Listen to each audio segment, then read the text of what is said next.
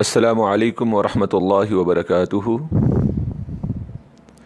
الحمد للہ رب العالمین والصلاة والسلام علی نبیہ الصادق الامین محمد وعلی آلہ وصحبہ اجمعین ومن تبعہم بإحسان الی یوم الدین۔ اللہم صل علی محمد وعلی آل محمد كما صلیت علی ابراہیم وعلی آل ابراہیم انک حمید مجید۔ اللہم بارک علی محمد وعلی آل محمد كما بارکت علی ابراہیم وعلی آل ابراہیم انک حمید مجید۔ اما بعد فاعوذ باللہ السمیع العلیم وبوجہہ الکریم وسلطانہ القدیم من الشیطان الرجیم من ہمزہ ونفخہ ونفثہ۔ بسم اللہ الرحمن الرحیم۔ یا بنی اسرائیل اذکروا نعمتی التي انعمت علیکم وانی فضلتکم علی العالمین واتقوا یوما لا تجزی نفس عن نفس شیئا ولا يقبل منها عدل ولا تنفعها شفاعة ولا هم ينصرون۔ اللہ رب العالمین کی بارگاہ اقدس میں دعا کرتے ہوئے کہ ہمارے مالک قرآن کے ذریعے سے زندگیوں میں فرما دے اور اس قرآن کو دنیا کے اندر بھی ہمارا انیس ہمارا رفیق دے اور میں بھی اس قرآن کی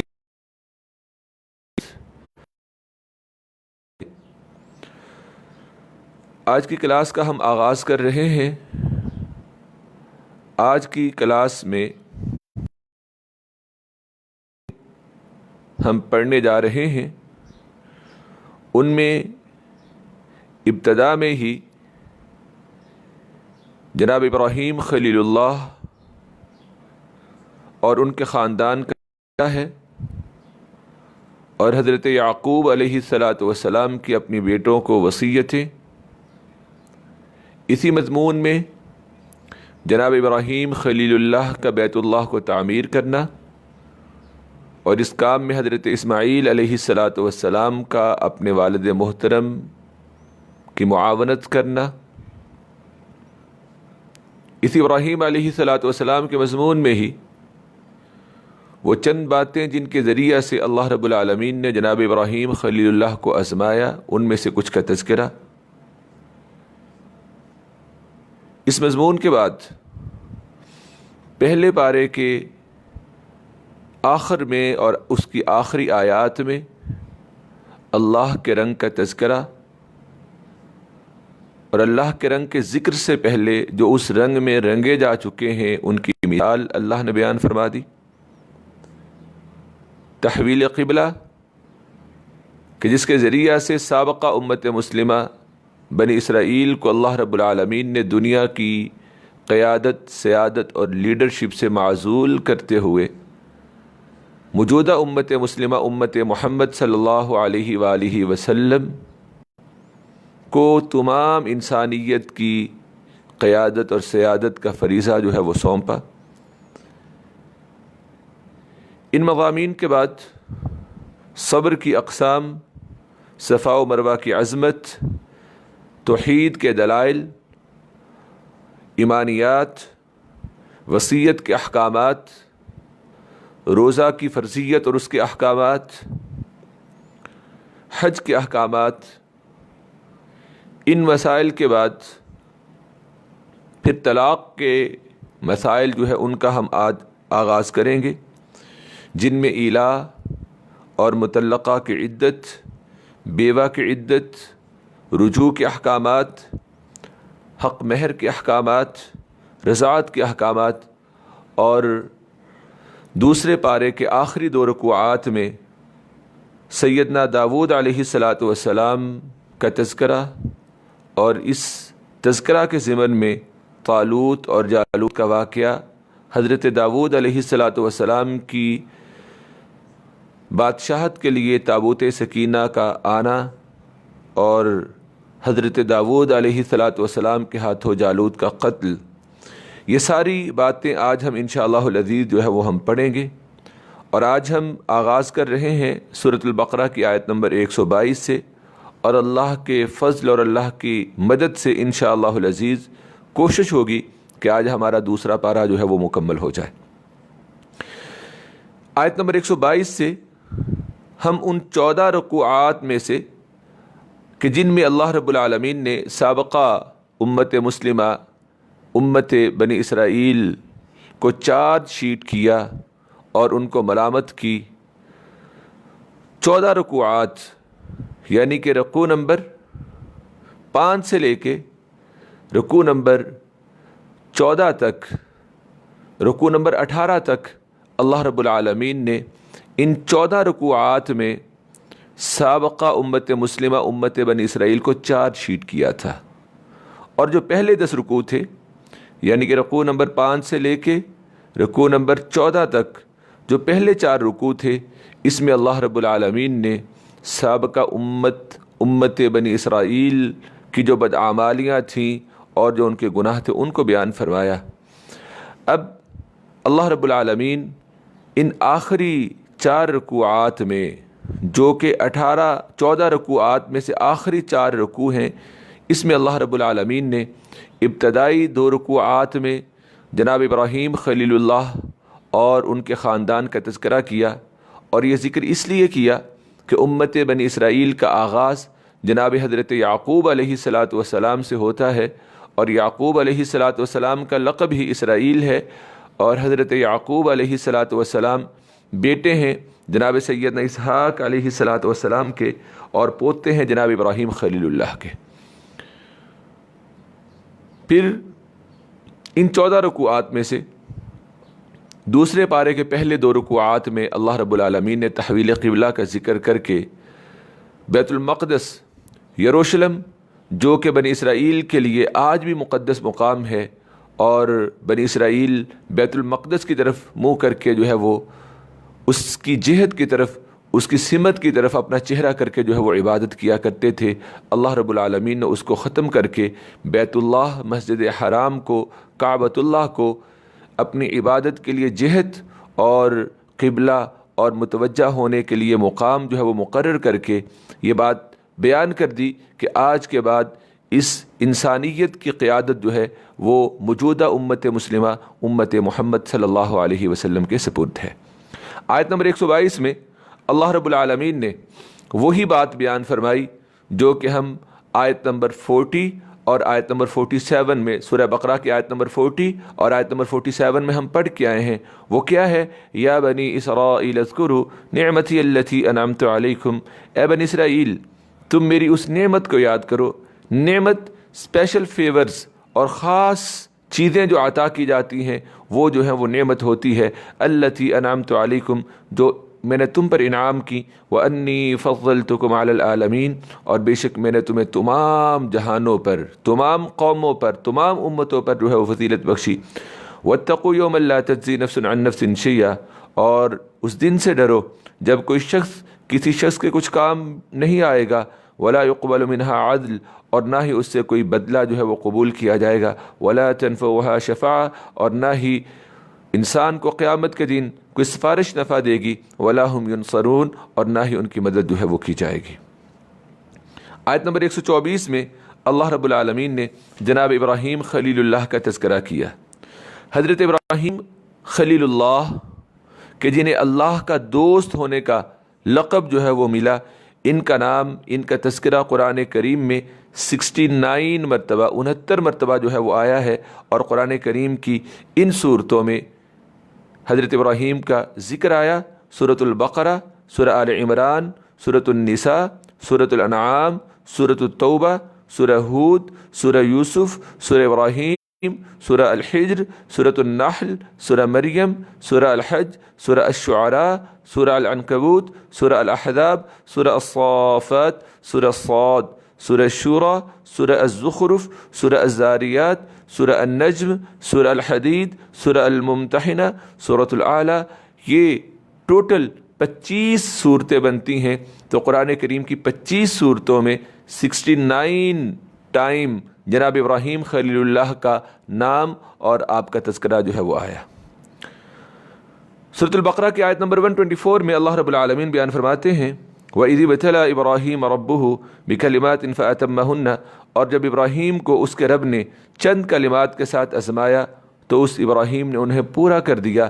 آزمائش کے بعد اور امتحان کے بعد اللہ رب العالمین نے پھر حضرت ابراہیم علیہ السلام کو خاطب کیا جب وہ تمام امتحانات پہ پورے اترے، انی جاعلک للناس اماما، بے شک میں تجھے تمام انسانوں کے لیے امام بناؤں گا۔ تو حضرت ابراہیم خلیل اللہ نے اسی وقت اللہ رب العالمین سے یہ تقاضا کیا ومن ذریتی، اور میری اولاد میں سے بھی یہ امامت کا سلسلہ جو تمام انسانیت کے لیے ہوگا اور تمام انسانیت کا امام مجھے بنایا جا رہا ہے، تو یہ امامت کا سلسلہ میری اولاد میں بھی ہونا چاہیے۔ تو اللہ رب العالمین نے اس کو قبول تو کیا لیکن مشروط طور پہ کہ لا ینال عہد الظالمین، آپ کی امت میں سے انہی کو یہ امامت نصیب ہوگی جو کہ ظالم نہیں ہوں گے۔ کیوں؟ لا ینال عہد الظالمین، میرا عہد جو ہے وہ ظالموں کو نہیں پہنچتا۔ اب وہ کون سے کلمات تھے جن کلمات کے ساتھ، جن باتوں میں اللہ رب العالمین نے جناب ابراہیم خلیل اللہ کی آزمائش کی؟ حضرت عبداللہ بن عباس رضی اللہ تعالی عنہ سے روایت کیا ہے، جناب عبد الرزاق نے اپنی مسند میں، اور اسی طرح ابو اسحاق نے بھی، اور حضرت عبداللہ بن عباس رضی اللہ تعالی عنہ فرماتے ہیں کہ وَإِذِ ابْتَلَىٰ إِبْرَاهِيمَ رَبُّهُ بِكَلِمَاتٍ، ان کلمات سے مراد مناسک حج ہیں، یا ان کلمات سے مراد وہ احکام طہارت ہیں جن میں سے 5 کا تعلق سر سے اور 5 کا تعلق باقی سارے جسم سے ہے۔ سر سے متعلق جو احکام طہارت ہیں ان میں مونچھوں کا کاٹنا، کلی کرنا، ناک صاف کرنا، مسواک کرنا اور سر کے درمیان میں مانگ نکالنا، اور جن کا احکام باقی جسم سے ہے، احکام طہارت کا تعلق باقی جسم سے ہے، ان میں ناخنوں کا تراشنا، زیر ناف بال صاف کرنا، ختنہ کرنا، اور بازوؤں کے اندر سے بالوں کو اتارنا، اور واش روم کے بعد، پیشاب اور پخانہ کے بعد استنجا کرنا، یہ وہ کلمات تھے۔ اور اس کے علاوہ بھی جناب ابراہیم خلیل اللہ کی آزمائش جو ہوئی وہ قرآن کے اندر بہت سے مقامات کے اوپر جو ہے وہ آئے گا کہ کس طرح جناب ابراہیم خلیل اللہ کو بڑھاپے میں اللہ نے جناب اسماعیل عطا فرمائے، اور پھر اس کے بعد شیر خارگی کی عمر میں جناب اسماعیل کے لیے حکم آیا کہ آپ انہیں مکہ کے بے آب و گیا صحرا کے اندر چھوڑ آئیے۔ جب مکہ کے بے آب و گیا صحرا کے اندر چھوڑ کے آئے تو پھر بلوغت کی عمر کو پہنچنے ہی والے تھے کہ اللہ نے وحی کے ذریعے سے جناب اسماعیل کی قربانی کا اشارہ کیا اور وحی آئی، تو جناب ابراہیم نے وہ قربانی بھی کی۔ اس سے قبل جناب ابراہیم خلیل اللہ اکیلے اپنی پوری قوم کے سامنے کلمہ توحید بیان کرتے ہوئے ان سے ٹکرا گئے۔ نمرود کے ساتھ ان کا مکالمہ ہوا، اور نمرود نے اور ان کی قوم نے حضرت ابراہیم خلیل اللہ کو جلانے کے لیے کوشش کی، اور پھر اللہ کی توحید کے لیے دنیا کے اندر سب سے پہلے انسان کہ جنہوں نے ہجرت اختیار کی اور جو کائنات انسانی میں سب سے پہلے مہاجر ٹھہرے وہ جناب ابراہیم خلیل اللہ ہے۔ یہ تمام احکام طہارت ہوں یا پھر اسلام کی دعوت اور توحید کے لیے آزمائشیں ہوں، ان تمام آزمائشوں میں اللہ نے جناب ابراہیم خلیل اللہ کو یہ توفیق بخشی کہ وہ ان کے اندر پورا جو ہے وہ اترے۔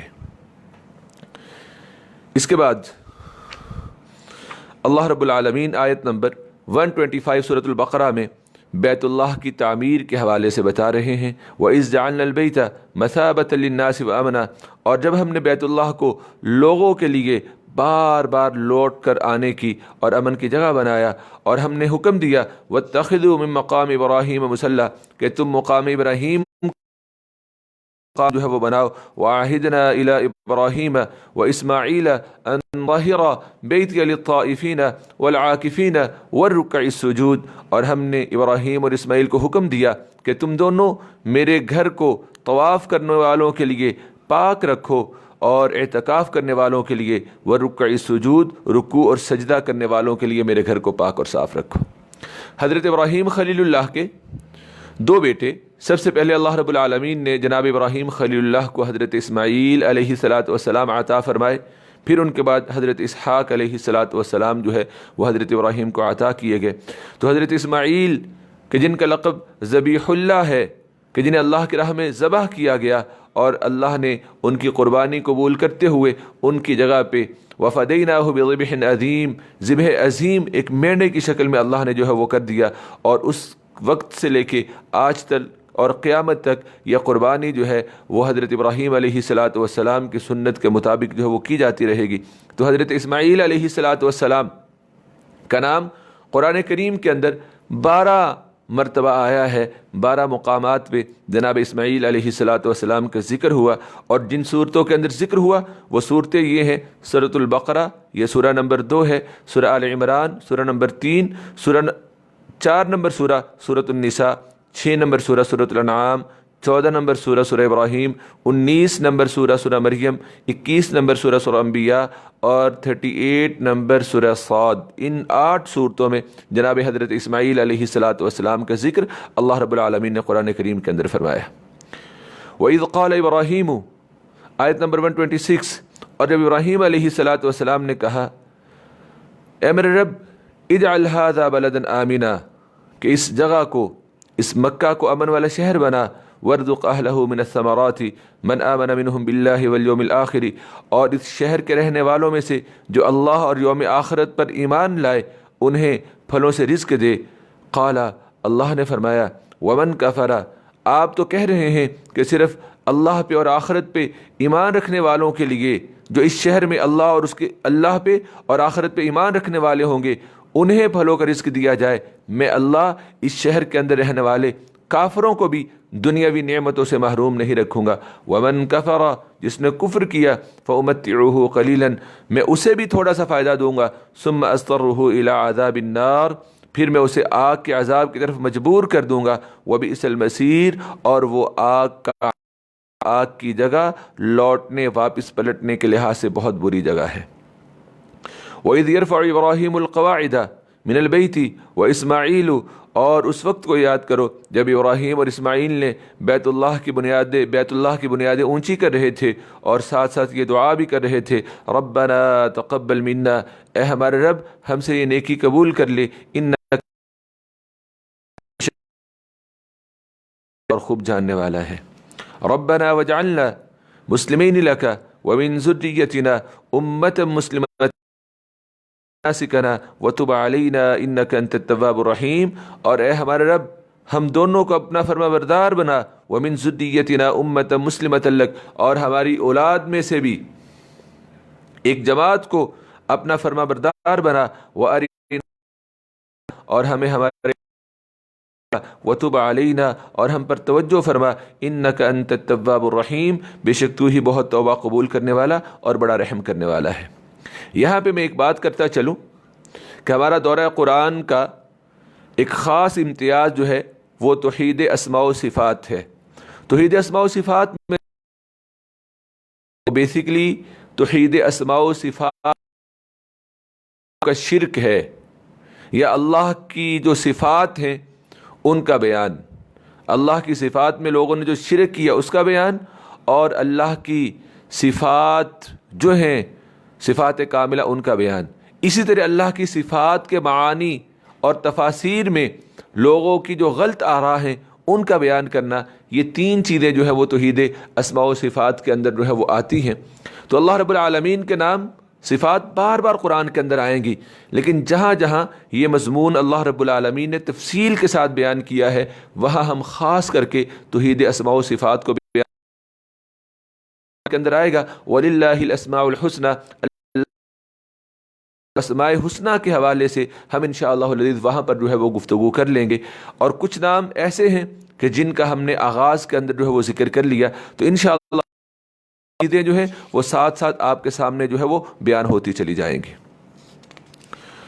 اس کے بعد اللہ رب العالمین قرآن کریم کے اندر سورہ بقرہ میں جناب ابراہیم خلیل اللہ کے حوالے سے مزید بیان کرتے ہوئے یہ بات ارشاد فرماتے ہیں کہ حضرت ابراہیم نے جب بیت اللہ کی تعمیر کر دی اور بیت اللہ کی تعمیر کرنے کے بعد اللہ سے اس کو اپنی بارگاہ میں قبولیت کے لیے التجا بھی کر دی، اور پھر اس کے بعد حضرت ابراہیم خلیل اللہ نے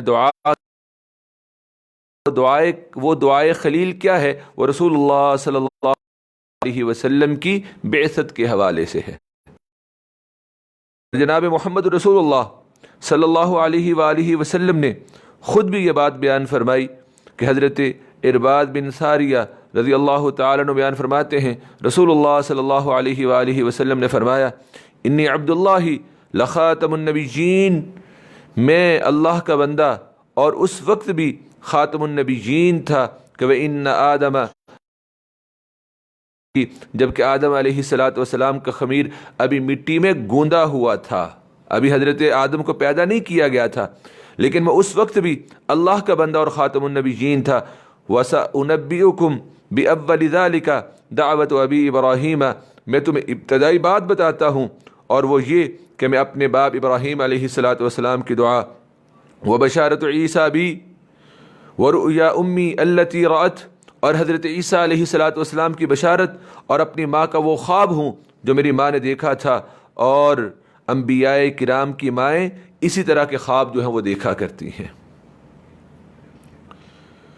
تو یہ روایت مسند احمد کے اندر جو ہے وہاں پہ موجود ہے۔ حضرت ارباد بن ساریہ اس حدیث کے راوی ہیں۔ تو جناب ابراہیم خلیل اللہ نے بیت اللہ کی تعمیر کے بعد دعا کی، اور وہ دعا جناب محمد الرسول اللہ صلی اللہ علیہ وآلہ وسلم کی بعثت کے حوالے سے تھی۔ دعا کیا ہے؟ آیت نمبر 129، ربنا وابعث فیہم رسولا منہم، اے ہمارے رب اور ان لوگوں کے لیے انہی میں سے ایک رسول بھیج کہ وہ رسول ان کے سامنے تیری آیات کی تلاوت کرے، وَيُعَلِّمُهُمُ الْكِتَابَ وَالْحِكْمَةَ، اور انہیں کتاب اور حکمت کی تعلیم دے، وَيُزَكِّيهِمْ، اور انہیں تزکیہ کرے، انہیں گناہوں سے پاک کرے، اِنَّكَ أَنْتَ الْعَزِيزُ الْحَكِيمُ، اللہ بے شک تو ہی غالب ہے اور خوب حکمت والا ہے۔ اللہ رب العالمین نے سورہ میں کہ جو اس مضمون کا اختتامیہ ہے، جس مضمون میں اللہ رب العالمین نے سابقہ امت بنی اسرائیل کہ جو سابقہ امت مسلمہ بھی ہے، اس کی معزولی اور اس کی چارج شیٹ بیان کی۔ اور معزولی سے قبل اللہ رب العالمین نے جناب ابراہیم خلیل اللہ کا ذکر کیوں کیا؟ وہ اس لیے کیا کہ ایک تو سمجھ لیجئے کہ بنی اسرائیل اور امت محمد یہ امتیں آپس میں بھائی بھائی ہیں، کہ امت بنی اسرائیل حضرت اسحاق علیہ السلام کی نسل سے، اور امت محمد صلی اللہ علیہ وآلہ وسلم جناب اسماعیل علیہ السلام کی نسل سے، اور ان دونوں کے باپ کون ہے؟ جناب ابراہیم خلیل اللہ۔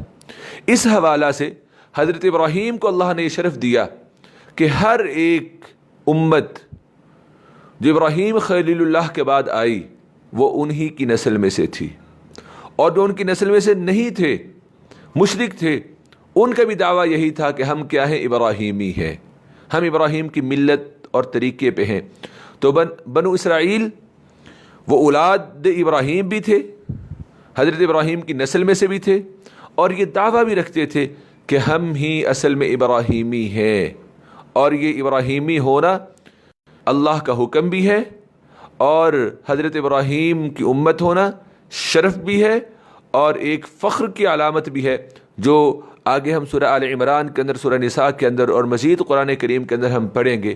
تو اللہ رب العالمین نے ان کی معزولی سے قبل حضرت ابراہیم کے حالات و واقعات بیان کر کے انہیں بتا دیا بنو اسرائیل کو کہ اب تمہاری عادات بد کی وجہ سے، بد اخلاقیوں اور بد اعمالیوں کی وجہ سے، بد عقیدگی کی وجہ سے اب تمہارا جناب ابراہیم خلیل اللہ کے ساتھ بھی تعلق باقی نہیں رہا ہے۔ یہی بات اللہ رب العالمین نے سورۃ البقرہ کی آیت نمبر 130 کے اندر بیان فرمائی، وَمَن يَرْغَبُ عَن مِّلَّةِ إِبْرَاهِيمَ إِلَّا مَن سَفِیَ نَفْسَهُ، اور کون ملت ابراہیم سے اعراض کر سکتا ہے، بے رغبتی کر سکتا ہے، سوائے اس شخص کے من سفیہ نفسہ کہ جس نے خود کو احمق اور بے وقوف بنا لیا ہو، جس نے خود کو جو ہے وہ گرا لیا ہو، جو خود کو ڈیگریڈ کر لے، وہی جناب ابراہیم کی ملت سے، ان کے طریقہ سے اعراض کر سکتا ہے۔ وَلَقَدِ اصْطَفَيْنَاهُ فِي الدُّنْيَا، اور بے شک ہم نے ابراہیم کو اس دنیا میں چن لیا، وَإِنَّهُ فِي الْآخِرَةِ لَمِنَ الصَّالِحِينَ، اور یقیناً وہ ابراہیم آخرت میں بھی نیکوکاروں میں سے ہوں گے۔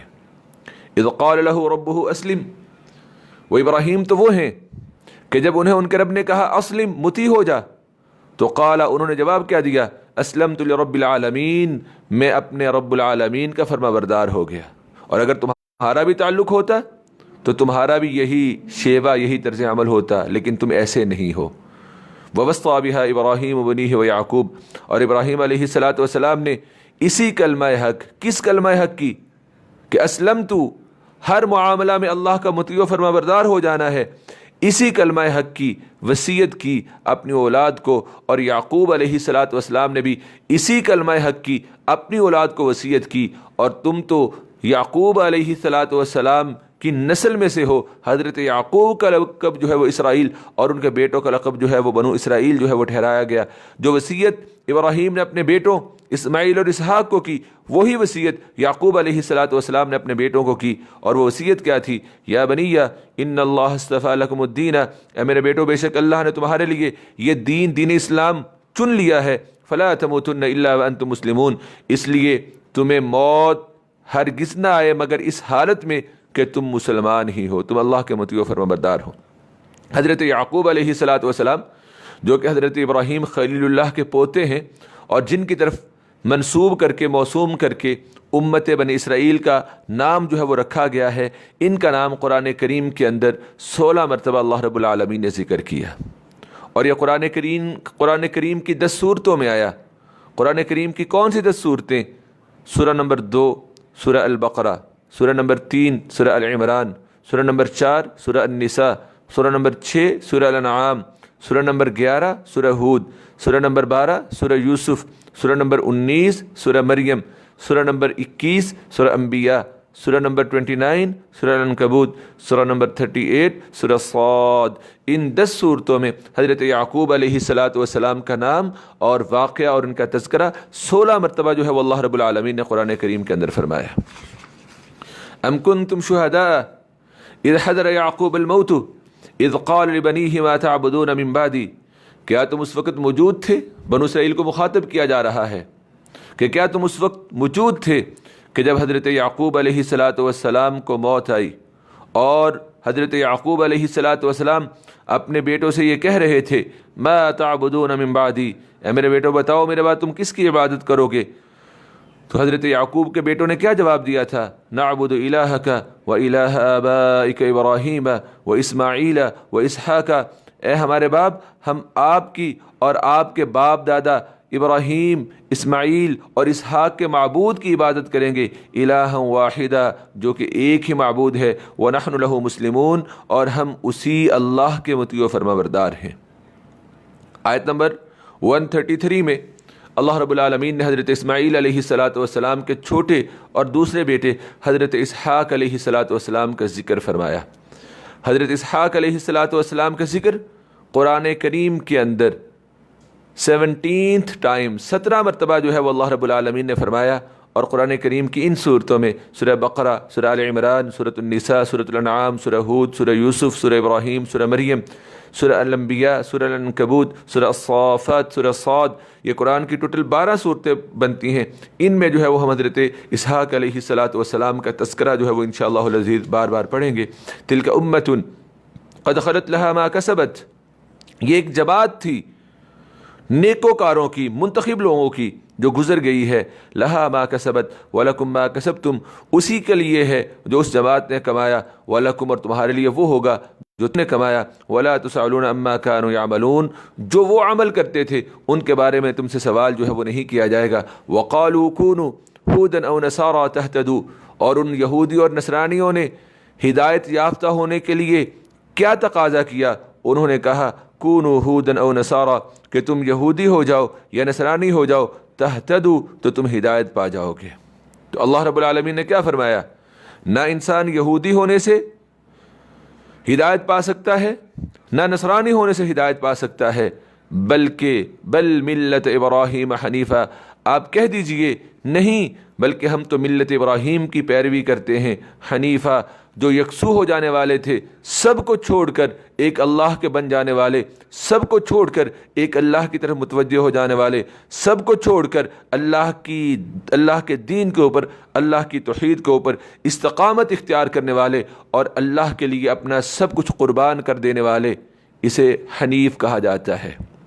حنیف وہ ہوتا ہے کہ جس کے لیے صرف اور صرف اللہ رب العالمین کا چہرہ ہی رہ جائے اور وہ اس اللہ پہ سب کچھ جو ہے وہ قربان کر دے، اللہ کا بن جائے ہر معاملے میں اور یکسو ہو جائے، اسے جو ہے وہ حنیف کہا جاتا ہے۔ وما کان من المشرکین، اور وہ حضرت ابراہیم علیہ السلام مشرکوں میں سے نہیں تھے۔ یہودیوں تم نے بھی شرک اختیار کر لیا، نصرانیوں تم نے بھی شرک اختیار کر لیا، مشرکین مکہ تم تو ہو ہی مشرک۔ اگر تم حضرت ابراہیم کی طرف اپنی نسبت کرتے بھی ہو تو یہ نسبت غلط ہے، باطل ہے۔ حضرت ابراہیم مسلمان تھے، اللہ کی طرف یکسو ہو جانے والے تھے، اور جو مسلمان ہوگا اور اللہ کی طرف یکسو ہو جائے گا وہی حضرت ابراہیم علیہ السلام کے ساتھ اپنا تعلق جو ہے وہ قائم کر پائے گا۔ قولوا آمنا بالله وما أنزل إلينا وما أنزل إلى إبراهيم وإسماعيل وإسحاق ويعقوب والأسباط وما أوتي موسى وعيسى وما أوتي النبيون من ربهم۔ اے نبی صلی اللہ علیہ وسلم، اے قرآن کو پڑھنے والو تم کہو ہم اللہ پر ایمان لائے اور اس پر ایمان لائے جو ہماری طرف نازل کیا گیا، اور اس پر بھی ہم ایمان لائے جو ابراہیم، اسماعیل، اسحاق، یعقوب اور ان کی اولاد کی طرف نازل کیا گیا، اور ہم اس پر بھی ایمان لائے ہیں جو موسیٰ اور عیسیٰ علیہ السلام کو دیا گیا، اور ہم اس پر بھی ایمان لائے ہیں وما اوتی النبیون من ربہم، جو انبیاء کو ان کے رب کی طرف سے دیا گیا ہے، لا نفرق بین احد منہم، ہم ان میں سے کسی ایک کے درمیان بھی تفریق نہیں کرتے ہیں، وَنَحْنُ لَهُ مُسْلِمُونَ، اور ہم اسی اللہ کے فرما بردار ہیں۔ فَإِنْ آمَنُوا بِمِثْلِ مَا آمَنْتُمْ بِهِ، اگر وہ اہل کتاب اس چیز پر ایمان لے آئیں جس پر تم ایمان لائے ہو، فَقَدْ اهْتَدَوْا، تو بے شک وہ ہدایت پا جائیں گے۔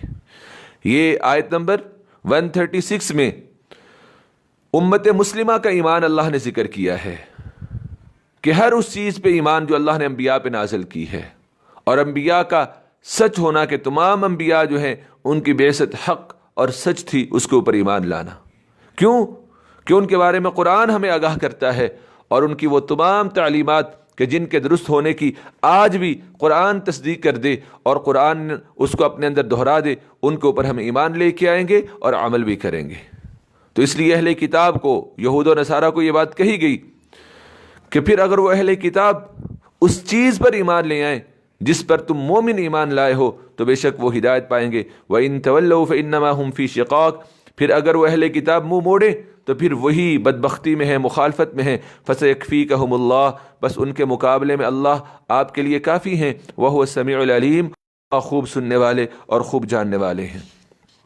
آیت نمبر 138، صبغۃ اللہ، اللہ کا رنگ۔ اللہ کا رنگ کیا ہے؟ جس رنگ میں جناب ابراہیم خلیل اللہ رنگے گئے۔ اللہ کا رنگ کیا ہے؟ جس میں جناب اسماعیل رنگے گئے، کہ اللہ کی طرف سے وحی آئی، بیٹے کو ذبح کرو، بیٹے سے پوچھا، بیٹے نے یہ نہیں کہا کہ ایک ہی ہوں، بڑھاپے کا سہارا ہوں، ابا جان آپ کیا کر رہے ہیں، بلکہ کیا کہا، فانظر ماذا ترى ففعل، اے میرے باپ آپ کیجئے جو آپ نے دیکھا ہے۔ کیوں؟ نبی کا خواب بھی وہی ہوا کرتا ہے، آپ کو اللہ کی طرف سے حکم آیا ہے، آپ نے جو دیکھا ہے اس کو کر گزریے اور میرے گلے پہ چھری چلا دیجئے۔ یہ ہے اللہ کا رنگ۔ اب کوئی اگر انسان کسی کپڑے کا رنگ، دنیاوی کوئی رنگ اپنے لیے خاص کر لے اور سمجھ لے کہ وہ اس رنگ میں رنگا گیا ہے، یہ نہیں ہے۔ رنگ اخلاق میں، عقائد میں، اعمال میں، عبادات میں جھلکتا ہو، نظر آتا ہو تو تب انسان عبداللہ بنتا ہے، وگرنہ عبداللہ نام رکھنے سے کوئی انسان اللہ کا بندہ نہیں بن سکتا۔ عبد الرحمن رکھنے سے کوئی انسان عباد الرحمن کی صف میں نہیں آ سکتا ہے۔ عبداللہ اور عبد الرحمن حقیقت میں وہی ہے کہ جو اللہ کی عبادت کرنے والا، رحمان کی غلامی میں حقیقی معنوں میں آ جانے والا ہے۔ اسی طرح صبغت اللہ، اللہ کا رنگ۔ اب اللہ کا رنگ سے مراد کیا ہے؟ فطرت اللہ، اللہ کی فطرت ہے کہ جس فطرت پہ اللہ نے تمہیں پیدا کیا، جب تم اس دنیا کے اندر آئے تھے تو تمہیں اللہ نے راستہ دکھایا تو تم آئے تھے، اب دنیا کے اندر بھی جو راستہ اللہ تمہیں دکھائے گا اسی راستے کے اوپر تم نے چلنا ہے۔ دنیا کے اندر نعمتیں اللہ نے دی ہیں، اب ان نعمتوں کا شکرانہ یہ ہے کہ ساری زندگی اللہ کے سامنے جو ہے وہ جھکے رہنا ہے۔ جب تم دنیا کے اندر آئے تھے تمہاری فطرت اتنی پکیزہ تھی کہ کوئی بھی اخلاق رذیلہ جو ہے وہ تمہارے اندر نہیں تھا، آج بھی ان اخلاق رذیلہ سے خود کو محفوظ رکھنا ہے۔ صبغت اللہ کا مطلب کیا ہے؟ فطرت اللہ، اللہ کی فطرت۔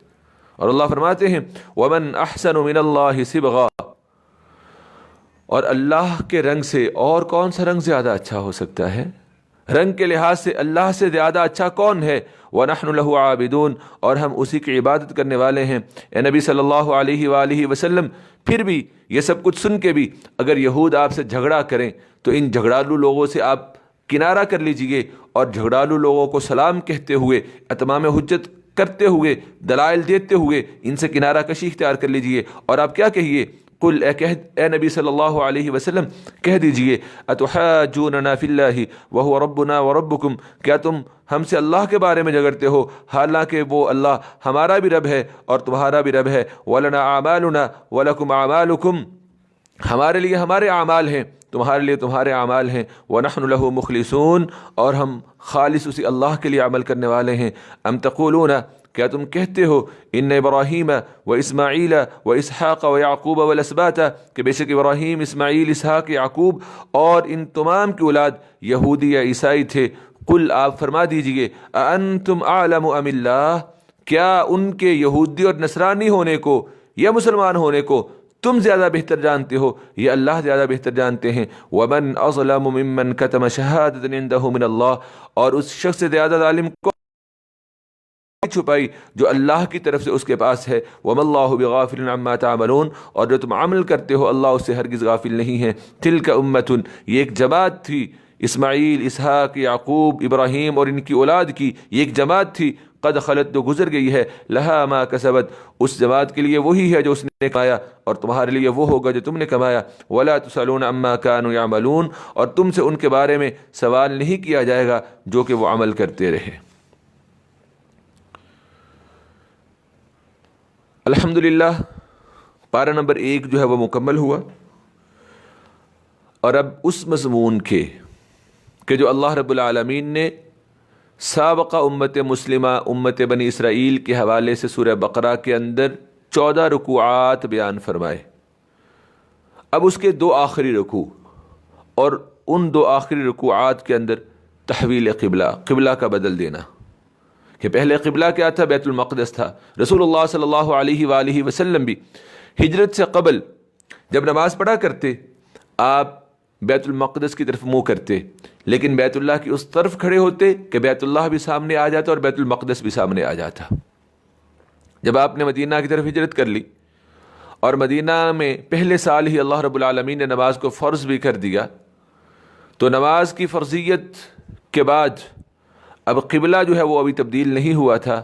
رسول اللہ صلی اللہ علیہ وآلہ وسلم اور صحابہ بیت المقدس کی طرف منہ کر کے نماز پڑھتے تھے، اور مدینہ، مکہ، بیت اللہ اور بیت المقدس کے درمیان میں واقعہ تھا کہ اس طرف منہ کرنا پڑتا، اور بیت اللہ جو ہے وہ دوسری طرف مخالف سمت پہ تھا۔ رسول اللہ صلی اللہ علیہ وآلہ وسلم کی یہ خواہش تھی کہ آپ صلی اللہ علیہ وآلہ وسلم چاہتے تھے کہ بیت اللہ کو، کعبۃ اللہ کو جو ہے وہ ہمارا قبلہ بنا دیا جائے، جو کہ ابتدا سے قبلہ چلا آ رہا تھا۔ اللہ نے بنی اسرائیل کے لیے پھر بیت المقدس کو قبلہ جو ہے وہ قرار دیا۔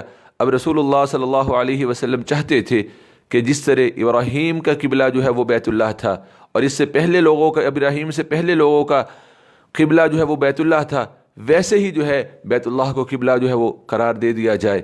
جب اللہ کی طرف سے حکم آ گیا تو پھر منافقین نے اور یہود نے طرح طرح کے سوال کیے، تو اللہ رب العالمین نے ان تمام سوالوں کا جواب جو ہے وہ ان آیات کے اندر دے دیا، اور ساتھ ہی اللہ رب العالمین نے اس مضمون کو اس طرح سے مکمل کیا کہ تحویل قبلہ کر کے اللہ رب العالمین نے بنی اسرائیل سے انسانیت کی قیادت، سیادت اور لیڈرشپ جو ہے وہ چھین کے امت محمد، امت مسلمہ کو جو ہے وہ دے دی۔ اللہ رب العالمین ان تمام باتوں کو جو کہ منافقین نے کی اور یہود نے کی، اس حوالے سے ان کو اللہ رب العالمین نے یہاں پہ بیان فرمایا۔ سیقول السفہاء من الناس، جلد ہی کم عقل لوگ یہ بات کہیں گے، ما ولاہم عن قبلتہم التی کانوا علیہا، ان مسلمانوں کو ان کے اس قبلے سے کس چیز نے پھیر دیا کہ جس قبلہ پر یہ مسلمان تھے۔ قل کہہ دیجئے، للہ المشرق والمغرب، مشرق و مغرب اللہ کے لیے ہی ہے، یہدی من یشاء الی صراط مستقیم، وہ اللہ جسے چاہتے ہیں سیدھی راہ کی طرف ہدایت دیتے ہیں۔ اب یہ تو صرف ایک جہت ہے، اور اس جہت کے پیچھے چلنا اور اس جہت کی طرف منہ کرنا، اس کے پیچھے بنیاد کیا؟ اللہ کا حکم ہے۔ اللہ ہمیں کہتے ہیں شمال کی طرف منہ کر لیں، ہم نے شمال کی طرف منہ کر لینا تھا۔ اللہ ہمیں کہتے جنوب کی طرف منہ کر لیں، ہم نے جنوب کی طرف منہ کر لینا تھا۔ مشرق کی طرف کر لیں، مشرق کی طرف کر لینا تھا۔ مغرب کی طرف کہتے مغرب کی طرف کر لینا تھا۔ یہ سب سمتیں اللہ ہی کے لیے ہیں، اور ہم مسلمان ہیں اور ہم اللہ کے مطیع و فرما بردار ہیں۔ اگر اللہ نے بیت اللہ کو قبلہ مقرر کر دیا تو اس میں کون سی ایسی بات ہے؟ اللہ جس حکم کو چاہیں جب چاہیں تبدیل کر دیں، منسوخ کر دیں۔ وَكَذَلِكَ جَعَلْنَاكُمْ أُمَّةً وَسَطًا، اور جیسے تمہیں ہدایت دی ہے اسی طرح ہم نے اے امت مسلمہ تمہیں افضل امت بنایا ہے، لِتَكُونُوا شُهَدَاءَ عَلَى النَّاسِ، تاکہ تم تمام لوگوں پر گواہ ہو، وَيَكُونَ الرَّسُولُ عَلَيْكُمْ شَهِيدًا، اور رسول تم پر گواہ ہو۔ وَمَا جَعَلْنَا الْقِبْلَةَ الَّتِي كُنْتَ عَلَيْهَا، اور اے نبی صلی اللہ علیہ وسلم جس قبلے پر آج سے پہلے یعنی کہ بیت المقدس پر آپ تھے، اسے تو ہم نے صرف یہ جاننے کے لیے مقرر کیا تھا کہ کون جو ہے رسول کی پیروی کرتے ہیں اور کون اپنی ایڑیوں کے بل جو ہیں وہ پھر جاتے ہیں۔ وَإِن كَانَتْ لَكَبِيرَةً إِلَّا عَلَى الَّذِينَ هَدَى اللَّهُ، یہ یکا یک اچانک قبلہ کو تبدیل کر کے بالکل مخالف سمت میں بیت اللہ کی طرف منہ کر دینے کا حکم آ جانا اور پھر اس کے اوپر عمل پیرا بھی ہو جانا، یہ حقیقت میں ایک بہت بڑا عمل تھا، بہت بڑا کام تھا۔ لیکن جسے اللہ ہدایت دے دے پھر اس کے لیے کوئی بھی تبدیلی جو ہے وہ بھاری نہیں رہتی ہے، کوئی بھی تبدیلی بوجھ نہیں بنتی ہے۔ تبدیلی اسی کے لیے بوجھ بنتی ہے جس کا ابھی ایمان اور عقیدہ اللہ کے اوپر مضبوط نہیں ہوتا ہے۔ جس کا اللہ کے اوپر ایمان اور عقیدہ مضبوط ہو جائے پھر اس کے اندر تبدیلی آتی ہے، اور وہ برادری کیا کہے گی، خاندان کیا کہے گا، سوسائٹی کیا کہے گی، لوگ کیا کہیں گے، دوست کیا کہیں گے، پھر یہ نہیں سوچتا۔ وَإِن كَانَتْ لَكَبِيرَةً إِلَّا عَلَى الَّذِينَ هَدَى اللَّهُ، بے شک یہ قبلے کی تبدیلی بہت بھاری ہے مگر ان لوگوں پر نہیں جنہیں اللہ نے ہدایت دے دی۔ وَمَا كَانَ اللَّهُ لِيُضِيعَ إِيمَانَكُمْ، اور اللہ ایسا نہیں ہے کہ تمہارا ایمان ضائع کر دے۔ لوگوں نے باتیں کرنا شروع کر دی کہ جی جو پہلی نمازیں تھیں ان کا کیا بنے گا، وہ نمازیں بھی اللہ کے حکم سے بیت المقدس کی طرف تھیں، اب نمازیں اللہ کے حکم سے بیت اللہ کی طرف ہیں، وہ بھی اللہ کا حکم، یہ بھی اللہ کا حکم، اور اللہ اپنے حکم کے مطابق کیے جانے والے کسی بھی عمل کو ضائع نہیں کرتے ہیں۔ کیوں؟ ان اللہ بالناس رؤوف الرحیم، بے شک اللہ لوگوں پر بہت نرمی کرنے والے اور بہت رحم کرنے والے ہیں۔ قد نرى تقلب وجهك في السماء فَلَنُوَلِّيَنَّكَ قِبْلَةً تَرْضَاهَا، اے نبی صلی اللہ علیہ وسلم ہم آپ کے چہرے کا بار بار آسمان کی طرف اٹھنا دیکھ رہے ہیں۔ فَلَنُوَلِّيَنَّكَ قِبْلَةً تَرْضَاهَا، تو ہم ضرور آپ کو اس قبلے کی طرف پھیر دیں گے جسے آپ پسند کرتے ہیں۔ جیسے میں نے ان آیات کی ابتدا میں یہ بات آپ کے سامنے رکھی کہ رسول اللہ صلی اللہ علیہ وسلم کی خواہش تھی کہ آپ کیا کریں، آپ چاہتے تھے کہ بیت اللہ کی طرف منہ کر کے نماز پڑھیں، لیکن اللہ کا حکم نہیں آیا تھا۔ جب تک اللہ کا حکم نہیں آیا تب تک بیت المقدس کی طرف نماز پڑھ رہے ہیں، لیکن بار بار اپنا چہرہ اقدس آسمانوں کی طرف اٹھاتے ہیں کہ شاید اب وہی آ جائے، اب وہی آ جائے۔ زبان سے دعا بھی نہیں ہے، ادعا بھی نہیں ہے، لیکن اللہ کیا ہے، علیم بذات الصدور ہیں، سینے کی باتوں کو بھی جاننے والے ہیں۔ اس لیے اللہ نے یہاں پہ یہ فرمایا کہ ہم آپ کے چہرے کا بار بار آسمان کی طرف اٹھنا دیکھ رہے ہیں تو ہم آپ کو ضرور اس قبلے کی طرف پھیر دیں گے جسے آپ پسند کرتے ہیں۔ فولی وجہ کا شطر المسجد الحرام، پھر آپ اپنا چہرہ مسجد حرام کی طرف پھیر لیں۔ وحیث ما کنتم فولوا وجوہکم شطرا، اور اب آج کے بعد حکم کیا ہے کہ جہاں کہیں بھی تم ہو، زمین کے کسی بھی کونے پہ کسی بھی طرف ہو، تم نے اپنا چہرہ اسی بیت اللہ کی طرف پھیرنا ہے۔ وَإِنَّ الَّذِينَ أُوتُوا الْكِتَابَ لَيَعْلَمُونَ أَنَّهُ الْحَقُّ مِنْ رَبِّهِمْ، اور بے شک وہ لوگ جنہیں کتاب دی گئی وہ ضرور جانتے ہیں کہ بے شک یہ ان کے رب کی طرف سے کیا ہے، حق ہے۔ تحویل قبلہ کا یہودیوں کو مسئلہ پہلے سے معلوم تھا. کیوں؟ کہ ان کی کتابوں میں ان کے انبیاء کی زبانی رسول اللہ صلی اللہ علیہ وآلہ وسلم اور آپ کی امت کی شان اور اللہ تعالیٰ نے آپ کو جس کامل اور عظیم ترین شریعت سے سرفراز فرمایا ہے اس کا ذکر موجود تھا. اور کتابوں کے اندر تورات انجیل میں لکھا ہوا تھا کہ جب نبی محمد صلی اللہ علیہ وسلم آئیں گے تب پوری انسانیت کی قیادت سیادت ان کے لیے ہو جائے گی. تو ان الذین اوتوا الکتاب لیعلمون انہ الحق من ربہم، اور بے شک وہ لوگ جنہیں کتاب دی گئی ہے وہ ضرور جانتے ہیں کہ بے شک یہ قبلہ کی تبدیلی ان کے رب کی طرف سے حق ہے. وما اللہ بغافل عما یعملون، اور اللہ اس سے غافل نہیں ہے جو وہ عمل کرتے ہیں. وَلَئِنْ أَتَيْتَ الَّذِينَ أُوتُوا الْكِتَابَ بِكُلِّ آیَةٍ مَا تَبِعُوا قِبْلَتَكَ، اے نبی یہود آپ کی بات کو مانتے ہیں نہیں مانتے، آپ کو ذرہ بھر بھی ان کی پرواہ نہیں کرنی چاہیے. ان کی کیفیت کیا ہے کہ اگر آپ ان لوگوں کے پاس ہر قسم کی نشانی لے آئیں کہ جنہیں کتاب دی گئی ہے ما تبعوا قبلتک، تو تب بھی یہ آپ کے قبلہ کی پیروی نہیں کریں گے. ان کے دل میں آپ کے لیے کفر، حسد، عناد اور حقد جو ہے وہ بھرا ہوا ہے. وما انت بتابع قبلتہم، اور نہ ہی آپ ان کے قبلے کی پیروی کرنے والے ہیں. وما بعضهم بتابع قبلۃ بعض، اور ان میں سے کوئی گروہ کسی دوسرے گروہ کے قبلے کی پیروی کرنے والا نہیں ہے. ولئن اتبعت اہواءہم، اے نبی آپ خبردار رہیے اگر آپ نے اس کے بعد جو علم آپ کے پاس آ گیا ہے ان کی خواہشات کی پیروی کی، انک اذا لمن الظالمین، تو یقیناً اس وقت آپ بھی ظالموں میں سے ہو جائیں گے. یہ اہل کتاب یہود و نصارہ یہ نہیں ہے کہ آپ کو پہچانتے نہیں ہیں، یہ تو وہ ہیں جو آپ کے منتظر تھے، انتظار میں تھے کہ نبی آئیں گے اور ہمارا جو ہے وہ پوری دنیا کے اوپر سکہ جو ہے وہ جم جائے گا. یہ آپ کے منتظر تھے اور آپ کو پہچانتے ہیں ویسے ہی جیسے اپنی اولاد کو پہچانتے ہیں. الذین آتیناہم الکتاب، جن لوگوں کو ہم نے کتاب دی وہ اس رسول کو ایسے پہچانتے ہیں جیسے کہ وہ اپنے بیٹوں کو پہچانتے ہیں. وَإِنَّ فَرِيقًا مِّنْهُمْ لَيَكْتُمُونَ الْحَقَّ وَهُمْ يَعْلَمُونَ، اور بے شک ان اہل کتاب میں سے ایک گروہ ضرور حق کو جانتے ہوئے بھی چھپاتا ہے. الحق من ربک، یہ تمام باتیں قبلہ کی تبدیلی اور یہودیوں کی یہ بد خصلتیں، عادات بد فطرتی، یہ حق ہے تمہارے رب کی طرف سے. فلا تکونن من الممترین، لہذا ان تمام باتوں کے متعلق آپ کو ہرگز شک کے اندر نہیں پڑنا ہے. وَلِكُلٍّ وِجْهَةٌ هُوَ مُوَلِّيهَا فَاسْتَبِقُوا الْخَيْرَاتِ، اور ہر ایک امت کے لیے ایک سمت، ایک طرف مقرر ہے جس کی طرف وہ منہ پھیرتا ہے. اینما تکونوا یأتی بکم اللہ جمیعا، لہذا فاستبقوا الخیرات، تم نیکیوں میں ایک دوسرے سے آگے بڑھو، تم جہاں کہیں بھی ہوگے اللہ تم سب کو لے آئیں گے. ان اللہ علی کل شیء قدیر، بے شک اللہ ہر چیز پر کیا ہے؟ قادر ہیں.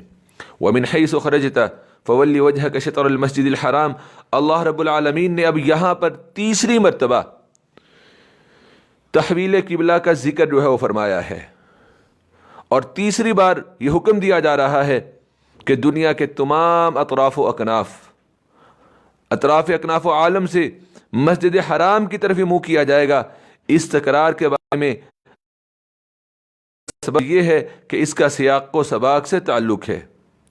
اس سلسلے میں جو پہلی آیت ہم نے پڑھی وہ کیا تھی؟ قد نرى تقلب وجهك في السماء فلنولينك قبلة ترضاها، اور دوسری جگہ پہ اللہ رب العالمین نے یہ بات ارشاد فرمائی وَمِنْ حَيْثُ خَرَجْتَ فَوَلِّ وَجْهَكَ شَطْرَ الْمَسْجِدِ الْحَرَامِ، اور تیسری بار حکم دیتے ہوئے اللہ تعالیٰ نے پھر اس قبلہ کی تبدیلی کے مخالف یہودیوں کو لاجواب کر دیا کہ جو اس بات کو اپنے حق میں دلیل کے طور پر پیش کرتے تھے کہ رسول اللہ صلی اللہ علیہ وسلم بھی تو پہلے ان کے قبلہ کی طرف منہ کرتے تھے، حالانکہ وہ جانتے تھے کہ ان کی کتابوں میں لکھا ہوا ہے کہ آپ کو حضرت ابراہیم علیہ السلام کے قبلہ کی طرف منہ کرنے کا حکم دیا جائے گا. نبی محمد صلی اللہ علیہ وسلم کو کس چیز کا؟ کہ وہ اب اسی کو اپنا قبلہ بنا لیں جو قبلہ جناب ابراہیم خلیل اللہ کا تھا. تو اللہ نے 3 مرتبہ تکرار کی اور مختلف سیاق و سباق سے اور بات کے اندر مکمل تاکید پیدا کر دی.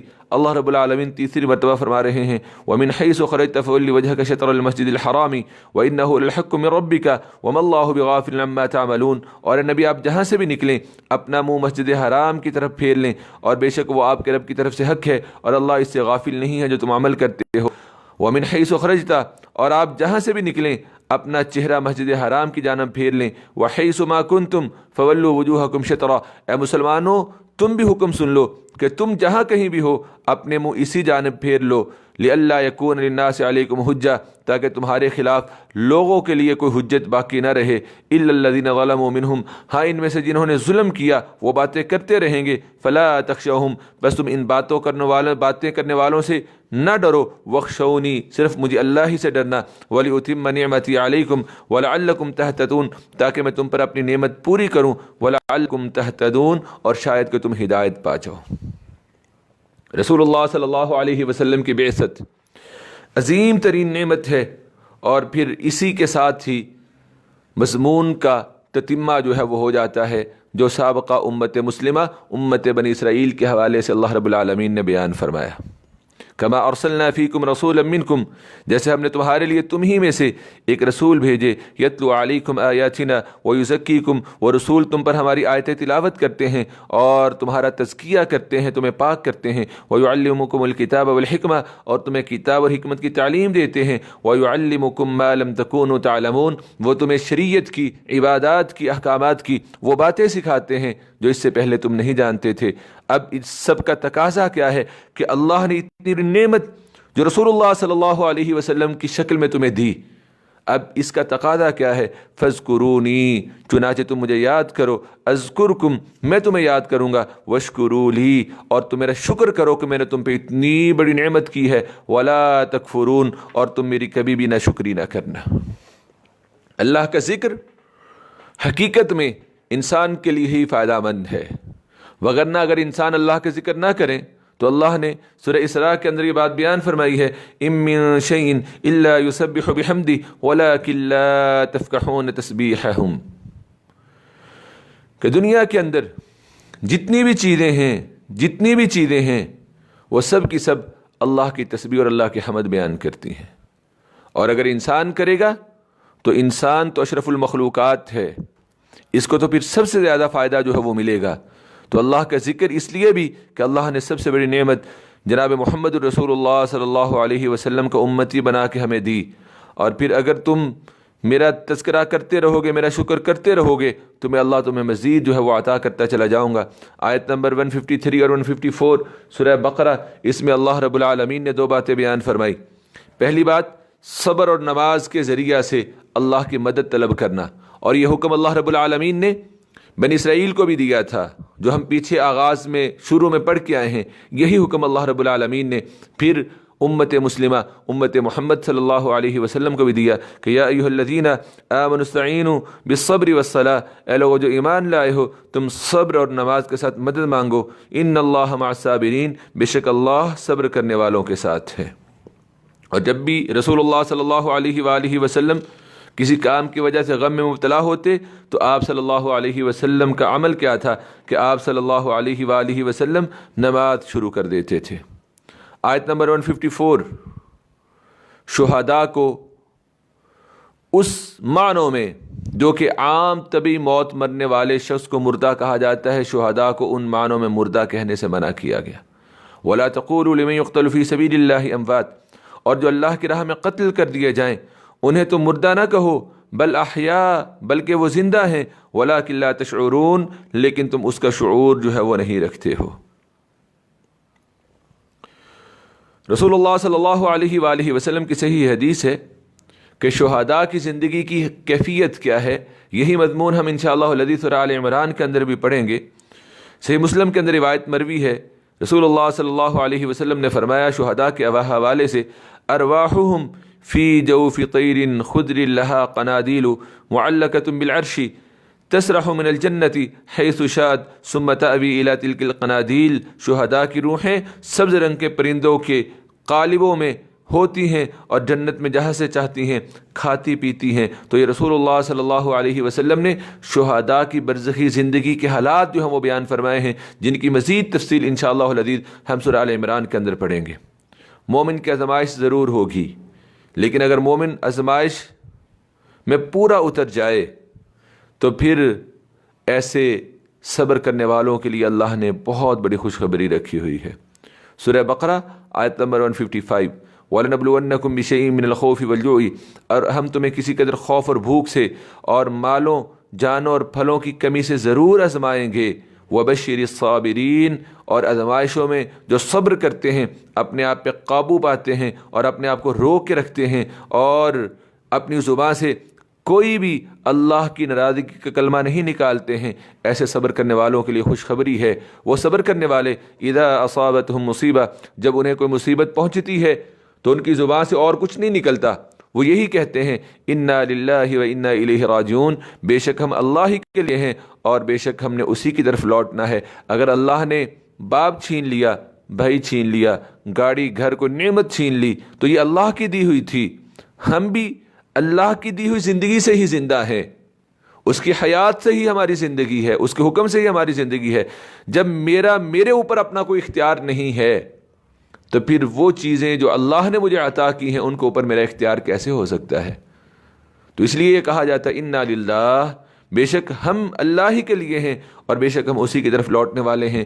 جو لوگ مصیبت کے لمحات میں یہ طرز عمل اختیار کرتے ہیں جو کہ بڑا ہی قابل تعریف طرز عمل ہے، ایسے لوگوں کے اوپر پھر اللہ کی رحمتوں کا نزول ہوتا ہے۔ اولئک علیہم صلوات من ربہم ورحمہ، یہی لوگ ہیں جن کے لیے ان کے رب کی طرف سے بخشش اور رحمت ہے۔ واولئک هم المہتدون، اور یہی لوگ جو ہے وہ ہدایت یافتہ ہیں۔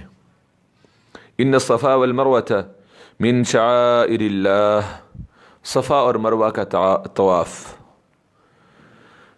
مدینہ والوں کے نزدیک صفا اور مروہ کا طواف جو ہے وہ اس کو گناہ سمجھتے تھے۔ حضرت عائشہ رضی اللہ تعالی عنہ بیان فرماتی ہیں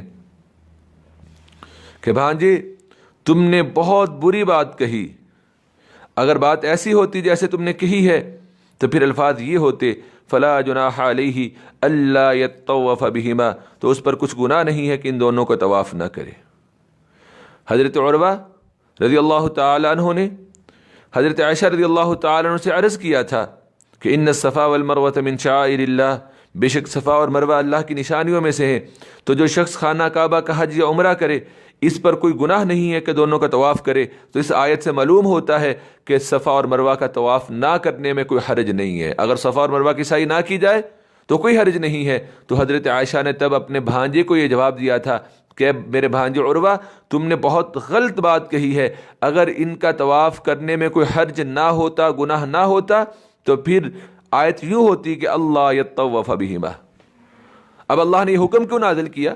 حضرت عائشہ رضی اللہ تعالی عنہ بیان فرماتی ہیں کہ میرے بھتیجے بات یہ ہے کہ یہ آیت ان انصار کے بارے میں نازل ہوئی جو اسلام سے قبل بت منات کے پاس تلبیہ کہتے تھے، جس کی وہ مشلل کے پاس عبادت کیا کرتے تھے۔ مشلل ایک مقام ہے، جو منات کے پاس لبیک کہہ دیتا وہ صفا اور مروہ کے طواف میں حرج محسوس کرتا تھا کہ جی ٹھیک ہے، بس ہم نے اپنے بت منات کے پاس جو ہے وہ لبیک کہہ دیا اور اس کا ہم نے جو ہے وہ چکر لگا لیا، اب ہمیں کوئی ضرورت ہی نہیں ہے۔ تو اس کے بارے میں سوال کرتے ہوئے انہوں نے رسول اللہ صلی اللہ علیہ وآلہ وسلم کی خدمت میں عرض کی کہ اللہ کے رسول، ہم زمانہ جاہلیت میں صفا و مروہ کے طواف میں حرج سمجھتے تھے، تو اس موقع پر اللہ رب العالمین نے اس آیت کریمہ کو نازل فرمایا ان الصفا والمروہ من شعائر اللہ، ان الصفا والمروہ من شعائر اللہ، بے شک صفا اور مروہ اللہ کی نشانیوں میں سے نشانی ہے۔ تو یہ آیت بنیادی طور پہ انصار کے حوالے سے اللہ رب العالمین نے قرآن کریم کے اندر نازل فرمائی، اور صفا اور مروہ اللہ کی علامتوں میں سے ایک علامت ہے، اور جسے اللہ اپنی علامت، نشانی، سائن قرار دے دیں تو جو ان کو عظمت دیتا ہے یہ متقی لوگوں کا ہی شیوا ہے، جیسا کہ اللہ نے سورہ حج کے اندر بیان فرمایا مَن یعظم شعائر اللہ فإنها من تقوی القلوب۔ تو اللہ فرماتے ہیں آیت نمبر 158 میں صفا مروہ کی فضیلت کے حوالے سے کہ ان الصفا والمروہ من شعائر اللہ، بے شک صفا اور مروہ اللہ کی نشانیوں میں سے ہے۔ فمن حج البیت او اعتمر فلا جناح علیہ، پس جو شخص بیت اللہ کا حج یا عمرہ کرے تو اس پر کوئی گناہ نہیں ہے کہ وہ ان دونوں کا طواف کرے۔ ومن تطوع خیرا، اور جو شخص خوشی سے کوئی نیکی کرے فإن اللہ شاکر علیم، تو بے شک اللہ قدر کرنے والے اور خوب جو ہیں وہ جاننے والے ہیں۔ ان الذین یکتمون ما انزلنا من البینات والہدی، آیت نمبر 159 سے لے کے 162 تک ان آیات میں اللہ رب العالمین نے ان کے اوپر لعنت کی ہے جو کہ اللہ کے احکامات کو، دین کے احکامات کو چھپانے والے ہیں۔ ان 4 آیات میں اللہ نے لعنت کی ان کے اوپر جو دین کے احکامات کو چھپاتے ہیں۔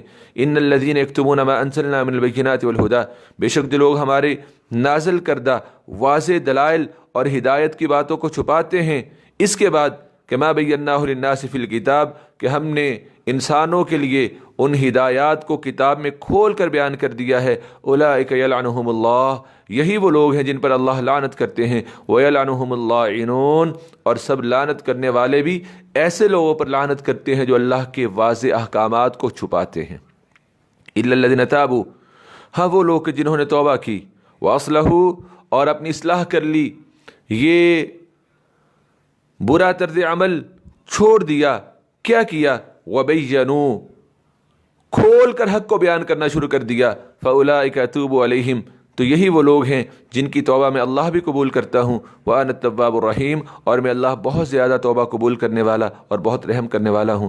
ان الذین کفروا وماتوا، ہاں وہ لوگ جنہوں نے کفر کیا اور وہ اسی حالت کفر میں مر گئے، اولئک علیہم لعنت اللہ، یہ وہ کافر، یہ وہ لوگ ہیں کہ جن پر اللہ کی، فرشتوں کی اور تمام انسانوں کی لعنت ہے، خالدین فیہا، وہ ملعون اس لعنت میں ہمیشہ ہمیشہ رہیں گے، لا یخفف عنہم العذاب، ان سے عذاب ہلکا نہیں کیا جائے گا، ولا ہم ینظرون، اور نہ ہی انہیں مہلت جو ہے وہ دی جائے گی۔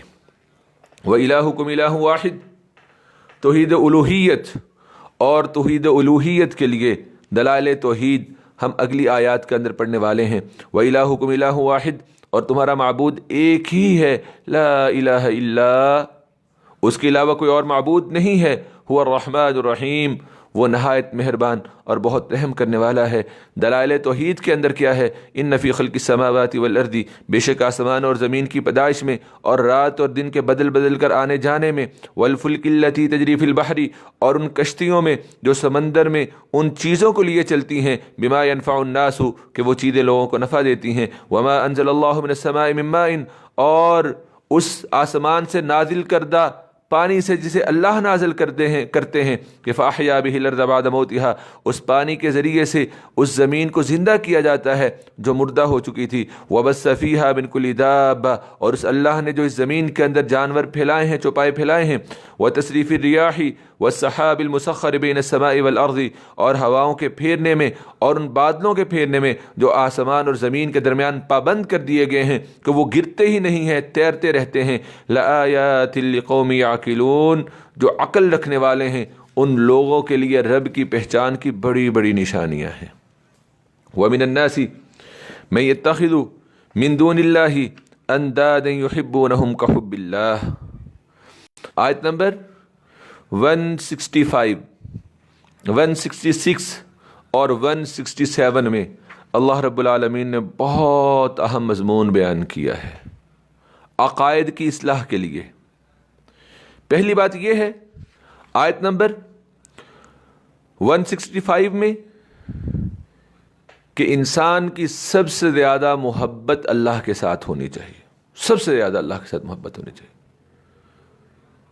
کیونکہ اہل ایمان کی یہ نشانی ہے کہ وہ سب سے زیادہ سخت محبت اللہ کے لیے کرتے ہیں، جیسا کہ سیدہ عائشہ رضی اللہ تعالیٰ عنہ بیان فرماتی ہیں کہ رسول اللہ صلی اللہ علیہ وآلہ وسلم نے کبھی بھی اپنی ذات کے لیے کسی سے انتقام نہیں لیا تھا۔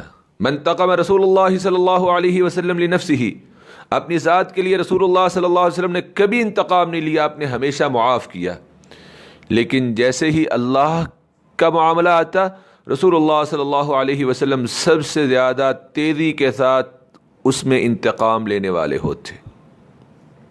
اللہ کی بات کے اوپر، اللہ کی ذات کے اوپر کوئی کمپرومائز نہیں ہے، لیکن جو مشرکین ہیں وہ ان کے ساتھ محبت کرتے ہیں جو انہوں نے اللہ کے شریک بنائے ہوئے ہوتے ہیں، اور وہ اس انتہا کو پہنچ جاتے ہیں جو اللہ نے سورہ مائدہ کے اندر آگے بیان کیا ہے، ہم اس کو پڑھیں گے، کہ وہ اپنی طرف سے اپنے زوم میں، سورہ انعام میں بھی اللہ نے بیان کی اس بات کو کہ اپنے زوم میں وہ یہ کہتے ہیں کہ یہ اللہ کا حصہ ہے، یہ ہمارے ان بزرگوں کا، ان کا حصہ ہے جنہیں ہم نے اللہ کا شریک بنایا ہوا ہے، حالانکہ سب کچھ کس کے لیے ہے؟ اللہ کے لیے۔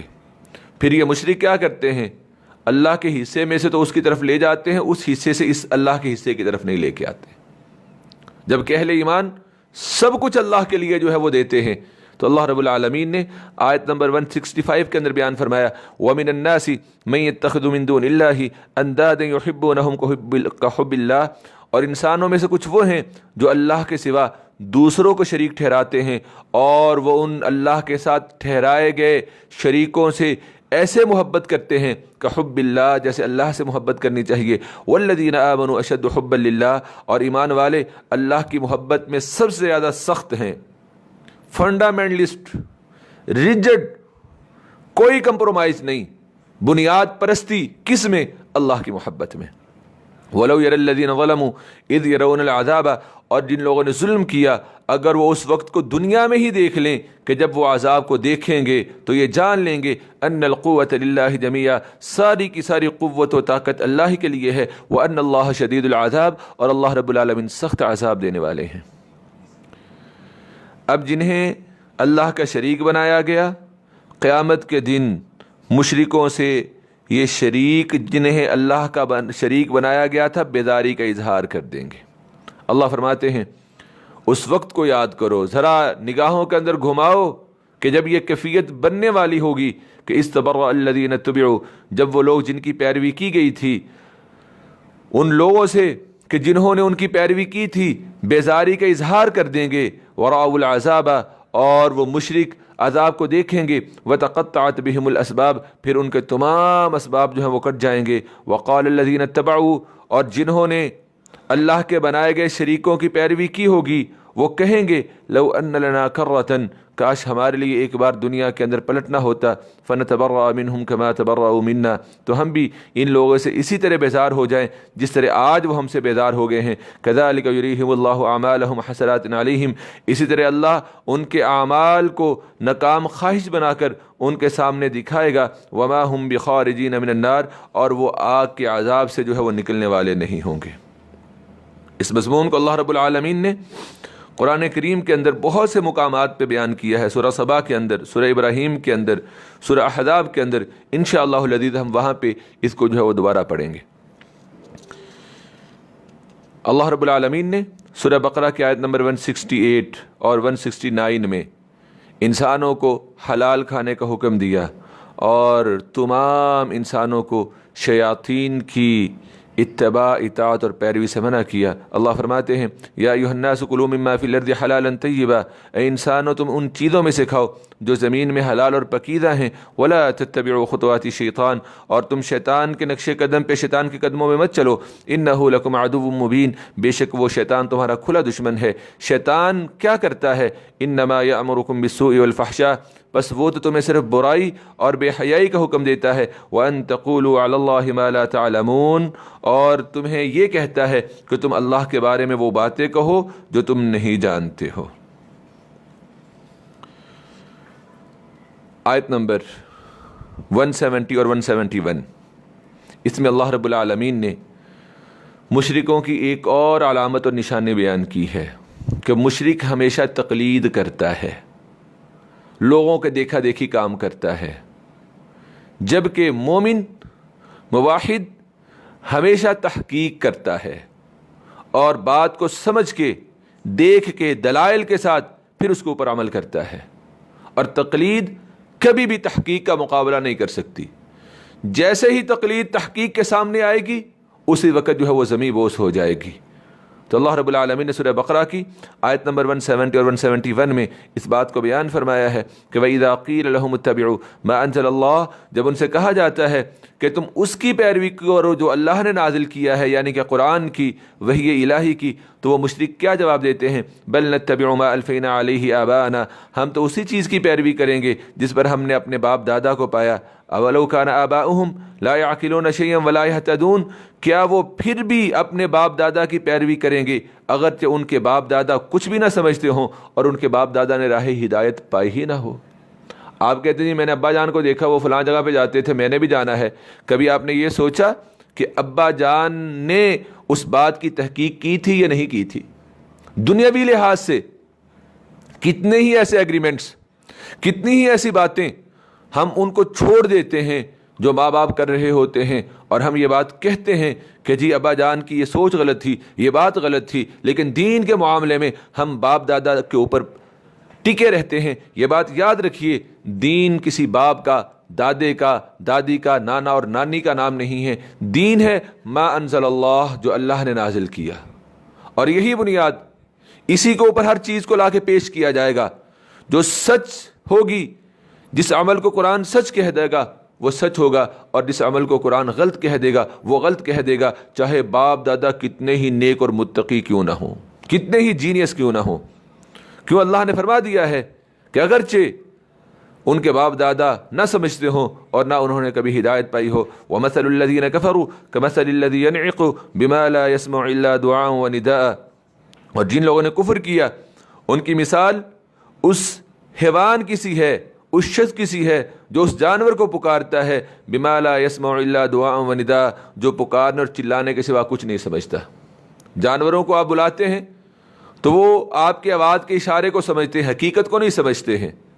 تو مشرک کی مثال بھی اللہ نے ایسے ہی دی ہے، سم بکم عمی فہم لا یعقلون، وہ مشرک بہرے ہیں، گونگے اور اندھے ہیں، اس لیے وہ عقل نہیں رکھتے ہیں۔ پھر اللہ رب العالمین نے دوبارہ سے پاک چیزیں کھانے کا حکم اور حرام کو جو ہے وہ اللہ نے بیان فرمایا، اور اللہ رب العالمین بار بار پاکیزہ چیزوں کو کھانے کا حکم اس لیے دے رہے ہیں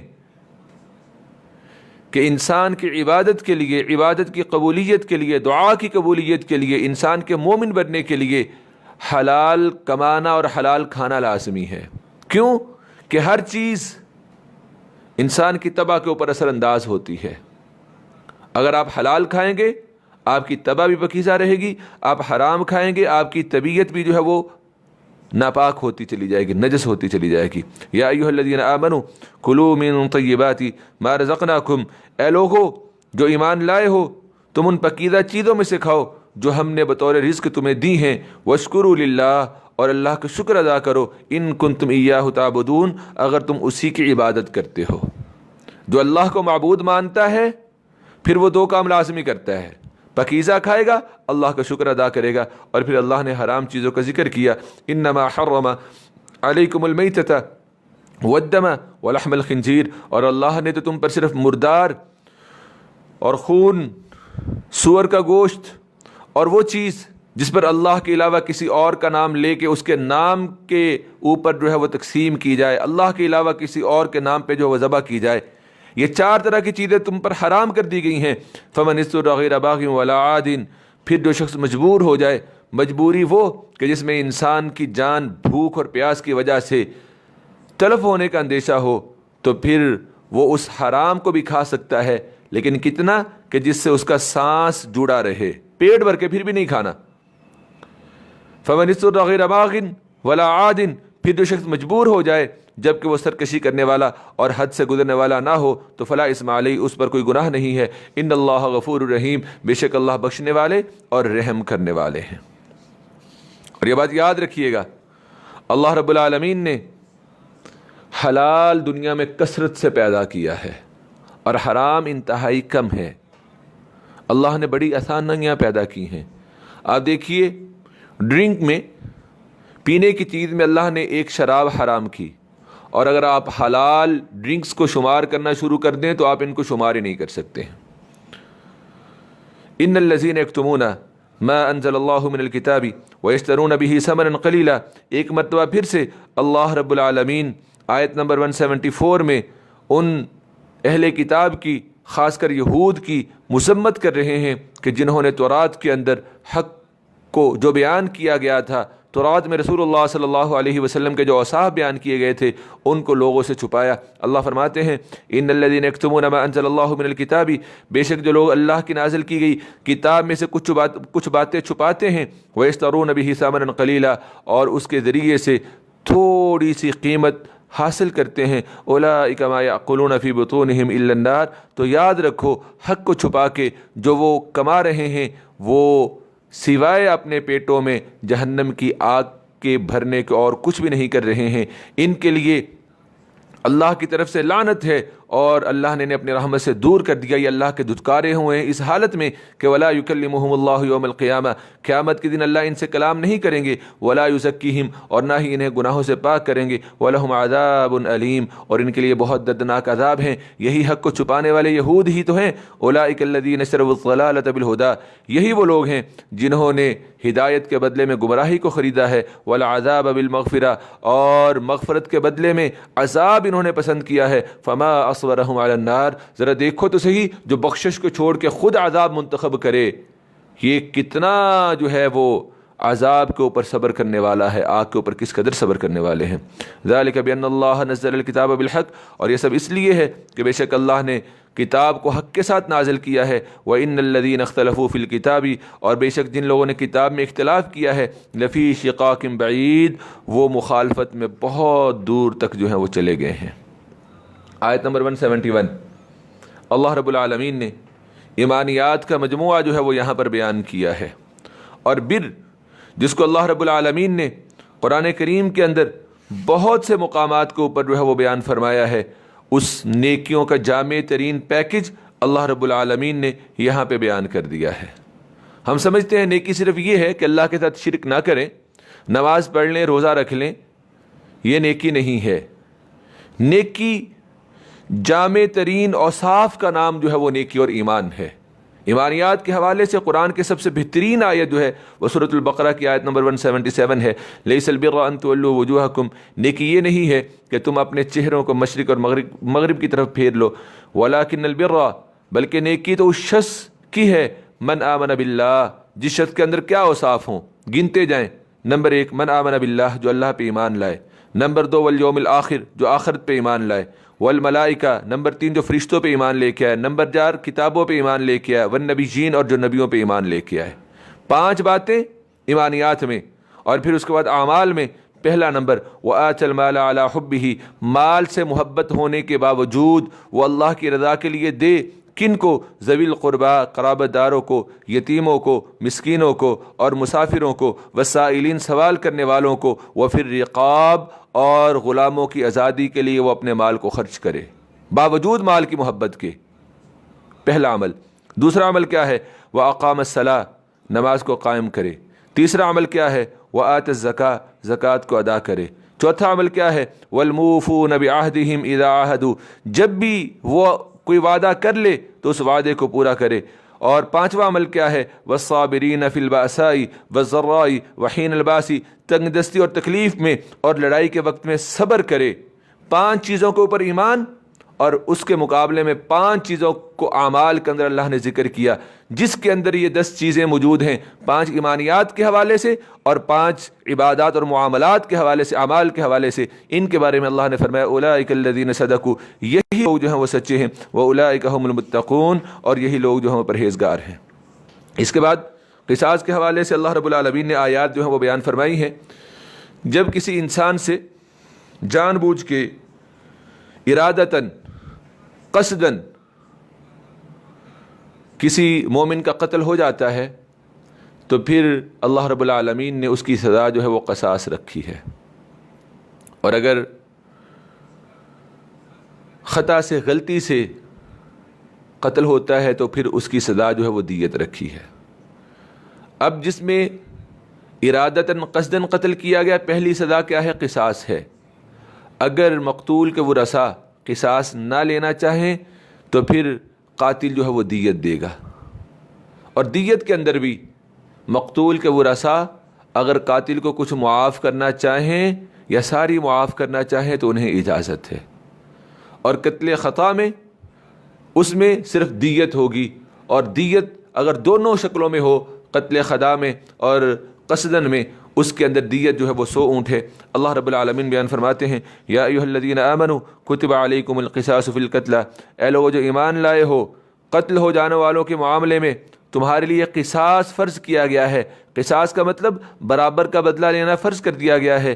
الحر بالحر، آزاد آزاد کے بدلے میں ہے، والعبد بالعبد، غلام غلام کے بدلے میں، والانثى بالانثى، اور عورت عورت کے بدلے میں۔ فمن عفی لہ من اخیہ شیء، پھر جس قاتل کو اس کا بھائی یعنی کہ مقتول کا ولی کچھ قصاص معاف کر دے، فاتباع بالمعروف، تو پھر معروف طریقے سے اتباع یعنی کہ دیت کا مطالبہ ہوگا، وَأَدَاءٌ إِلَيْهِ بِإِحْسَان، اور پھر اس دیت کی ادائیگی بہت اچھے طریقے سے ہوگی۔ ذَلِكَ تَخْفِيفٌ مِّن رَبِّكُمْ وَرَحْمَةٌ، یہ بدلے میں قتل کو چھوڑ کے دیت کا حکم آ جانا یہ تمہارے رب کی طرف سے تخفیف ہے، سزا میں کمی ہے اور رحمت ہے۔ فَمَنِ اعْتَدَى بَعْدَ ذَلِكَ، پھر اس کے بعد بھی جس شخص نے زیادتی کی، فَلَهُ عَذَابٌ أَلِيمٌ، تو اس کے لیے دردناک عذاب ہے۔ تو قصاص کے حوالے سے چند اہم بنیادی باتیں جو ہیں میں نے آپ کے گوش گزار جو ہیں کر دی ہیں۔ اسی طرح قصاص صرف ایک جان کے اوپر ہی نہیں بلکہ ہم سورہ مائدہ کے اندر اس کی مزید تفصیل جو ہے وہ پڑھیں گے کہ دانت کے بدلے دانت بھی ہے اور زخم کے بدلے زخم بھی ہے، ناک کے بدلے ناک بھی ہے۔ اسی طرح ان جسمانی اعضاء کی دیت بھی جو ہے وہ مقرر کی ہوئی ہے۔ وہ انشاءاللہ العزیز ہم سورہ مائدہ کے اندر جو ہے وہ مزید قصاص یعنی کہ برابر کا بدلہ جو ہے اس کے اوپر ہم پڑھیں گے۔ یہاں پہ اللہ رب العالمین نے قصاص کی حکمت بیان فرمائی کہ قصاص کا فائدہ کیا ہے۔ آیت نمبر 179، وَلَكُمْ فِي الْقِصَاصِ حَيَاةٌ يَا أُولِي الْأَلْبَابِ لَعَلَّكُمْ تَتَّقُونَ، اور اے عقل والو تمہارے لیے قصاص میں یعنی کہ برابر کا بدلہ لینے ہی میں زندگی ہے، لَعَلَّكُمْ تَتَّقُونَ، تاکہ تم بچو کس چیز سے؟ قتل و غارت گری سے، ایک دوسرے کے اوپر ظلم اور زیادتی کرنے سے۔ اس کے بعد مرنے والے کے لیے رشتہ داروں کے حق میں، ورثاء کے حق میں وصیت کا حکم، یہ ابتداءً تھا۔ پھر اللہ رب العالمین نے سورہ نساء کے اندر اصحاب الفروض رشتہ داروں کے اور ورثاء کے حصے مقرر کر دیے۔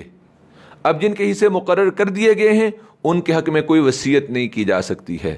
ہاں جن کے حصے مقرر نہیں کیے گئے ان کے حق میں وصیت کی جا سکتی ہے، لیکن اس شرط کے ساتھ کہ جن کے حصے مقرر کیے گئے ہیں ان کو ان کے اصل حق سے محروم کرنا مقصود نہ ہو۔ وراثت میں آپ کوئی وصیت نہیں کر سکتے، اللہ نے مقرر کر دیا ہے۔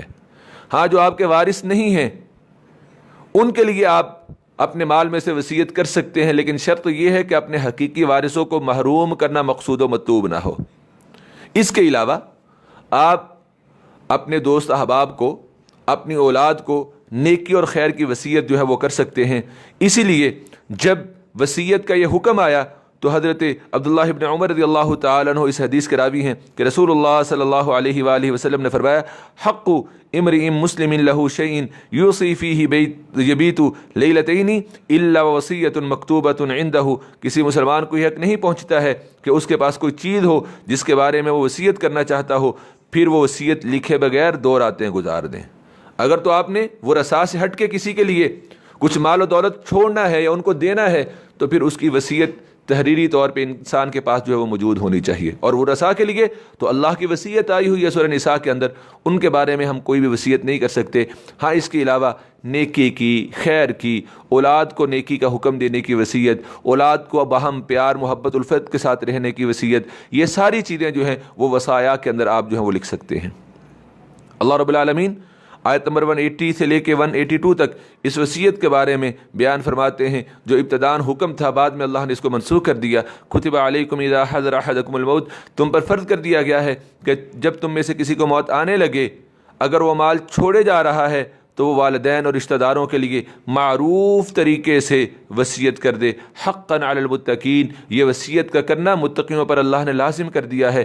فمن بدلہ بعد ما سمعہ، پھر جو شخص اس وصیت کو سن لینے کے بعد بدل دے تو اس کا گناہ انہی لوگوں پر ہوگا جو اس وصیت کو تبدیل کریں گے۔ ان اللہ سمیع علیم، بے شک اللہ خوب سننے والے خوب جاننے والے ہیں۔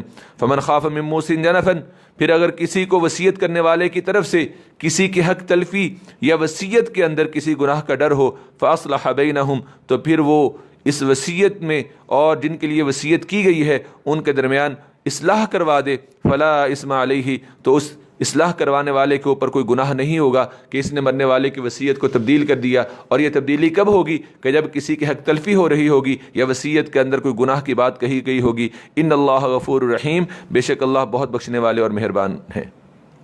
اس کے بعد اللہ رب العالمین نے سورہ بقرہ کی آئندہ کی آیات میں آیت نمبر 183 سے لے کے 188 تک اللہ رب العالمین نے سورہ بقرہ کے اس رکوع میں، جو کہ رکوع نمبر 23 ہے اور دوسرے پارے کا 7واں رکوع ہے، اس میں اللہ رب العالمین نے رمضان کے روزوں کی فرضیت اور ماہ رمضان کی راتوں کے حوالے سے احکامات بیان فرمائے ہیں، درمیان میں دعا کی بات ہوگی، اور اس رکوع کے اختتام میں ناحق مال کھانے کے حوالے سے اللہ رب العالمین نے ہمیں ہدایات دی ہیں۔ تو اللہ رب العالمین بیان فرماتے ہیں، یا ایھا الذین آمنوا کتب علیکم الصیام، اے لوگو جو ایمان لائے ہو تم پر روزے رکھنا ہے اسی طرح فرض کیے گئے ہیں، کما کتب علی الذین من قبلکم، جس طرح تم سے پہلے لوگوں پہ فرض کیے گئے تھے، لعلکم تتقون، تاکہ تم متقی بن جاؤ۔ یہ روزے گنتی کے چند دن ہیں، فمن کان منکم مریضا، پھر تم میں سے کوئی بیمار ہو یا سفر پر ہو تو وہ اس رمضان کے علاوہ دوسرے مہینوں میں اس گنتی کو پورا کر لے۔ وعلی الذین یطیقونہ، اور جو لوگ روزہ رکھنے کی طاقت رکھتے ہوں پھر بھی وہ نہ رکھیں تو اس کا فدیہ ایک مسکین کو کھانا کھلانا ہے۔ فمن تطوع خیرا، پھر اگر کوئی اپنی خوشی سے یعنی کہ روزہ بھی رکھ لے اور مسکین کو کھانا بھی کھلا دے تو فهو خیر لہ، یہ اس کے لیے بہتر ہے۔ یہ پہلے حکم تھا کہ جو روزہ رکھنے کی طاقت رکھتا ہے پھر بھی نہ رکھے اور اس کے بدلے میں فدیہ دے دے تو یہ درست ہوگا، لیکن آگے یہ حکم آ رہا ہے کہ جو روزہ رکھنے کی استطاعت رکھتا ہے، طاقت رکھتا ہے، وہ روزہ ہی رکھے گا۔ ہاں روزہ رکھ کے پھر یہاں پہ جو حکم دیا جا رہا ہے فمن تطوع خیرا فهو خیر لہ، کسی اور کو بطور فدیہ یا بطور مدد روزہ رکھوا دے تو یہ اس کے لیے کیا ہوگا؟ بہتر ہوگا۔ وَأَن تَصُومُوا خَيْرٌ لَكُمْ، اور ساتھ اللہ نے یہ فرما بھی دیا ہے کہ اگر تم روزہ رکھو تو تمہارے لیے روزہ رکھنا بہتر ہے، ان کنتم تعلمون، اگر تم علم رکھتے ہو۔ روزہ کے فوائد کتب احادیث کے اندر بہت ہی کثرت کے ساتھ جو ہے موجود ہیں۔ اب اللہ رب العالمین آیت نمبر 185 میں رمضان کی فضیلت اور رمضان کے مہینے میں قرآن کا نزول اس کو بیان کر رہے ہیں۔ شہر رمضان الذی انزل فیہ القرآن، رمضان کا مہینہ وہ ہے جس میں قرآن نازل کیا گیا ہے۔ قرآن کے اوصاف میں سے یہ وصف ہے کہ ھدی للناس، جو قرآن انسانوں کے لیے ہدایت ہے، وبینات من الہدیٰ، اور اس میں ہدایت کی واضح دلیلیں ہیں، والفرقان، اور حق و باطل کو الگ الگ کرنے کی دلیلیں اس کے اندر موجود ہیں۔ فمن شہد منکم الشہر فلیصمہ، یہاں پہ حکم آ گیا کہ پھر تم میں سے جو شخص اس مہینے کو پائے تو ضروری ہے اس کے لیے کہ وہ اس مہینے کے روزے رکھے۔ ہاں کون نہیں رکھ سکتا؟ ومن کان مریضا او علی سفر، جو شخص بیمار ہو یا سفر پر ہو تو وہ اس رمضان کے روزے جو اس سے رہ گئے ہیں وہ بقیہ مہینوں کے اندر اس گنتی کو پورا کر لے۔ یرید اللہ بکم اليسر ولا یرید بکم العسر، اللہ تمہارے لیے آسانی چاہتے ہیں، وہ تمہارے لیے تنگی نہیں چاہتے ہیں۔ ولتکملوا العدہ، تاکہ تم گنتی پوری کرو۔ ولتکبروا اللہ علی ما ہداکم، اور جب تم اس گنتی کو پورا کر لو، رمضان کے روزے پورے رکھ لو، تو پھر تم اللہ کی کبریائی بیان کرو اس پر جو اللہ نے تمہیں ہدایت دی اور اللہ نے تمہیں روزے رکھنے کی توفیق دی۔ یہی وجہ ہے کہ عید الفطر کے دن پھر تکبیرات کثرت سے پڑھی جاتی ہیں، ولعلکم تشکرون، اور تاکہ تم اللہ کا شکر ادا کرو۔ آیت نمبر 186 میں درمیان میں اللہ رب العالمین نے دعا کے حوالہ سے جو ہے وہ بیان فرمایا، وَإِذَا سَأَلَكَ عِبَادِي عَنِّي فَإِنِّي قَرِيب، اے نبی جب میرے بندے آپ سے میرے بارے میں سوال کریں تو آپ انہیں بتا دیجئے بے شک میں کیا ہوں، قریب ہوں۔ حضرت انس رضی اللہ تعالیٰ عنہ بیان فرماتے ہیں کہ رسول اللہ صلی اللہ علیہ وآلہ وسلم نے فرمایا، حدیث قدسی ہے، یقول اللہ عز وجل، اللہ فرماتے ہیں میں بندے کے کتنا قریب ہوں، انا عند ظن عبدی بی وانا معہ اذا دعانی، میں اپنے بندے کے قریب اس کے گمان کے مطابق ہوں۔ وہ جتنا مجھے اپنے قریب سمجھتا ہے، جتنا اس کا خیال ہے، گمان ہے، یقین ہے، میں اتنا ہی اس کے قریب ہوں۔ وانا معہ اذا دعانی، اور میں اس کے ساتھ ہوتا ہوں جب وہ مجھے پکارتا ہے۔ وَنَحْنُ أَقْرَبُ إِلَيْهِ مِنْ حَبْلِ الْوَرِيدِ، اللہ حقیقت میں انسان سے اس کی شارک سے بھی زیادہ قریب ہیں۔ اللہ تو قریب ہیں، اب انسان نے اپنے اندر یقین پختہ کرنا ہوتا ہے کہ اللہ میرے ساتھ ہیں۔ اللہ کی طرف سے قربت کی کوئی کمی نہیں ہے، یہ بات یاد رکھیے گا۔ یہ ہماری طرف سے کمی ہے کہ ہم اللہ کے بارے میں برے برے گمان جو ہے وہ کرنے شروع کر دیتے ہیں، اور جب ہم اللہ کے بارے میں برے برے گمان کرنا شروع کر دیتے ہیں پھر ان گمانوں کی، برے گمانوں کی برائی بھی ہمارے اوپر ہی آ جاتی ہے۔ اس لیے یہ بات یاد رکھیے گا کہ اللہ انسان سے کبھی بھی دور نہیں ہے، وہ چاہے انسان اللہ کو مانتا ہو یا نہ مانتا ہو، اللہ کو پکارتا ہو یا اللہ کو نہ پکارتا ہو، یہ سب کے لیے حکم ہے وَنَحْنُ أَقْرَبُ إِلَيْهِ مِنْ حَبْلِ الْوَرِيدِ، اللہ اپنے علم کے لحاظ سے سب کے قریب ہیں۔ لیکن ایک بندہ مومن جس کا اللہ کے اوپر ایمان ہے، اب وہی اللہ کے بارے میں شک و شبہ مبتلا رہے تو یہ نہیں ہے.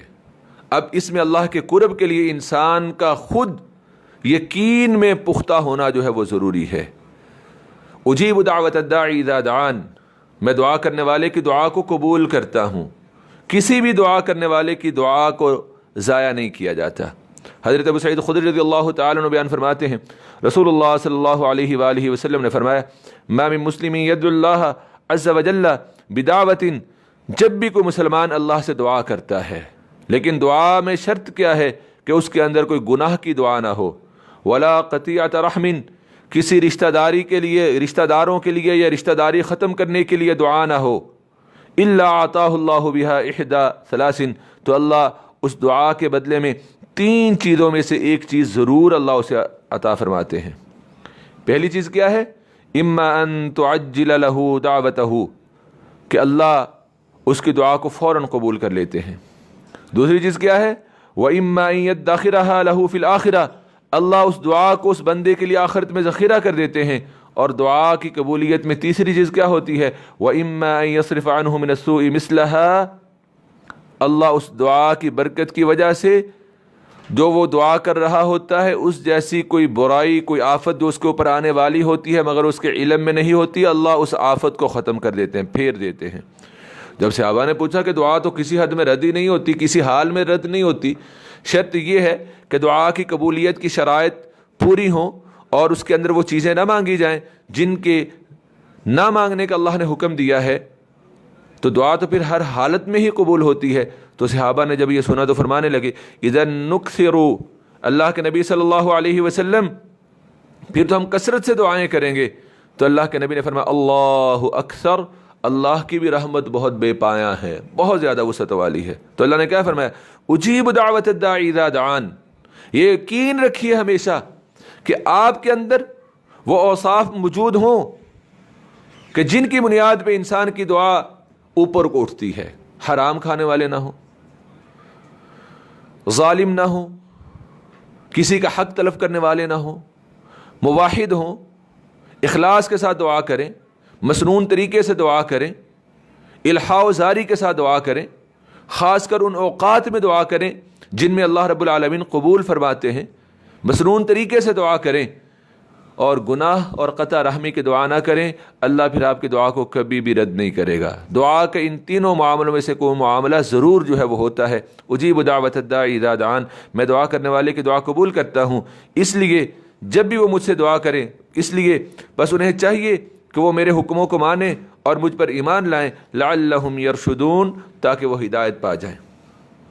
اب اس کے بعد آیت نمبر 187، اس میں اللہ رب العالمین نے رمضان کی راتوں کے احکامات جو ہیں وہ بیان فرمائے. اللہ فرماتے ہیں احل لکم لیلۃ الصیام الرفث الی نسائکم ہن لباس لکم وانتم لباس لہن، تمہارے لیے روزے کی رات کو اپنی عورتوں کے ساتھ صحبت کرنا حلال کر دیا گیا ہے، وہ تمہارے لیے لباس ہیں اور تم ان کے لیے لباس ہو. اللہ نے جان لیا کہ بے شک تم اپنے آپ سے خیانت کرتے تھے، فتاب علیکم، چنانچہ اس اللہ نے تم پر توجہ فرمائی، وعفا عنکم، اور تمہیں معاف کر دیا، فالآن باشروہن وابتغوا ما کتب اللہ لکم، اس لیے اب تم ان عورتوں سے ہم بسری کر سکتے ہو اور اللہ نے تمہارے لیے جو لکھ رکھا ہے وہ تم تلاش کرو. وکلوا واشربوا حتی یتبین لکم الخیط الابیض، افطاری کے بعد سے لے کے سحری تک کس وقت تک کھانا پینا جو ہے وہ جائز ہے، کھاؤ اور پیو یہاں تک کہ تمہارے لیے صبح کی سفید دھاری کالی دھاری سے واضح ہو جائے. ثم اتموا الصیام الی اللیل، پھر اس کے بعد تم رات تک یعنی کہ غروب آفتاب تک روزے کو پورا کرو. ولا تباشروہن، اور جب تم مسجدوں میں اعتکاف بیٹھے ہوئے ہوا کرو تو اب تم اپنی عورتوں سے مباشرت نہ کرو. تلک حدود اللہ، یہ اللہ کی حدیں ہیں. فلا تقربوها، تم ان کے قریب مت جاؤ. کذالک یبین اللہ آیاتہ، اللہ اسی طرح لوگوں کے سامنے اپنی آیات کو بیان فرماتے ہیں. لعلہم یتقون، تاکہ تم متقی بن جاؤ. پہلے یہ ہوتا تھا کہ رمضان کے پورے مہینے میں عورتوں سے مباشرت جائز نہیں تھی، اور پھر یہ ہوتا تھا کہ اگر کوئی شخص رات کو سو جاتا ہے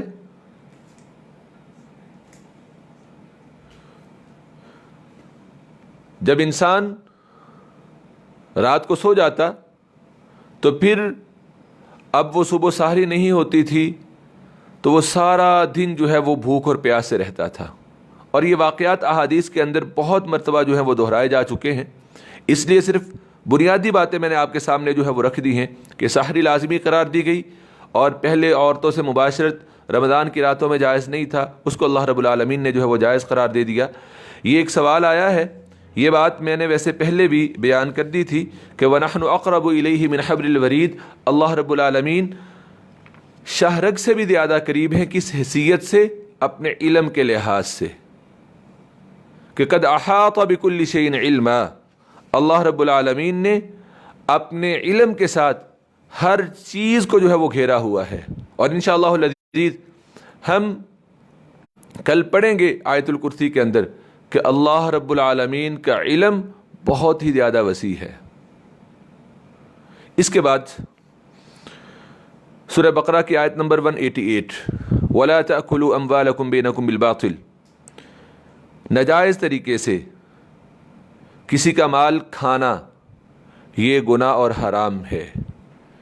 رشوت کے طور پہ مال دینا یا مال لینا، یا رشوت دے کے کسی کا حق اپنے حق کی طرف لے آنا، اس سے منع کر دیا گیا. اللہ فرماتے ہیں وَلَا تَأْكُلُوا أَمْوَالَكُمْ بَيْنَكُمْ بِالْبَاطِلِ، اور تم اپنے مال آپس میں ناجائز طریقے سے نہ کھاؤ. وَتُدْلُوا بِهَا إِلَى الْحُكَّامِ، اور انہیں حاکموں کے پاس نہ لے جاؤ. لِتَأْكُلُوا فَرِيقًا مِّنْ أَمْوَالِ النَّاسِ، تاکہ تم لوگوں کے مالوں میں سے کچھ مال گناہ کے ساتھ کھاؤ. وَأَنْتُمْ تَعْلَمُونَ، حالانکہ تم جانتے ہو. اس آیت کا شان نزول کیا ہے؟ حضرت ام سلمہ رضی اللہ تعالی عنہ بیان فرماتے ہیں رسول اللہ صلی اللہ علیہ وآلہ وسلم نے فرمایا انما انا بشر وانه یاتین الخصم فلعل بعضکم ان یکون ابلغ من بعض فاحسب انه صدق فاقضی له بذلك. یہ بات سن لو، میں محمد صلی اللہ علیہ وسلم بھی ایک انسان ہوں. میرے پاس جھگڑا کرنے والے جھگڑا لے کے آتے ہیں، اور ممکن ہے کہ تم میں سے کچھ لوگ دوسروں کے مقابلے میں اپنی بات کو اچھے طریقے سے پیش کر سکتے ہوں، دوسرا بات کو اچھی طریقے سے پیش نہ کر سکے، اور ایک بات کو اچھے طریقے سے پیش کر لے، اور میں سمجھوں کہ جس نے بات کو اچھے طریقے سے پیش کیا ہے اس نے سچ کہا ہے، جس کی وجہ سے میں اس کے حق میں فیصلہ دے دوں. تو یہ بات یاد رکھو، جس شخص کو میں کسی دوسرے مسلمان کا حق دے دوں تو وہ در حقیقت جہنم کی آگ کا ایک ٹکڑا ہے. اب چاہے وہ اسے لے لے چاہے وہ چھوڑ دے. اس لیے انسان کو پتہ ہوتا ہے کہ یہ حق میرا ہے کہ نہیں ہے. اگر تو آپ کا بنتا ہے لے لیں، اگر نہیں بنتا، عدالت نے فیصلہ آپ کے حق میں دے دیا، آپ نے قاضی سے فیصلہ کسی بھی طرح سے دباؤ ڈلوا کے، سفارش کر کے، تعلقات کی بنیاد پہ، اچھا وکیل کر کے، آج کے نظام میں اگر آپ نے فیصلہ اپنے حق میں کروا لیا اور آپ اس کے حقدار نہیں ہیں تو آپ اپنے لیے جہنم کا ٹکڑا لے رہے ہیں.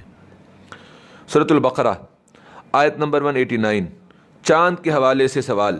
یسألونک عن الہلہ، اے نبی صلی اللہ علیہ وسلم یہ آ کے آپ سے چاند کے احوال کے متعلق سوال کرتے ہیں.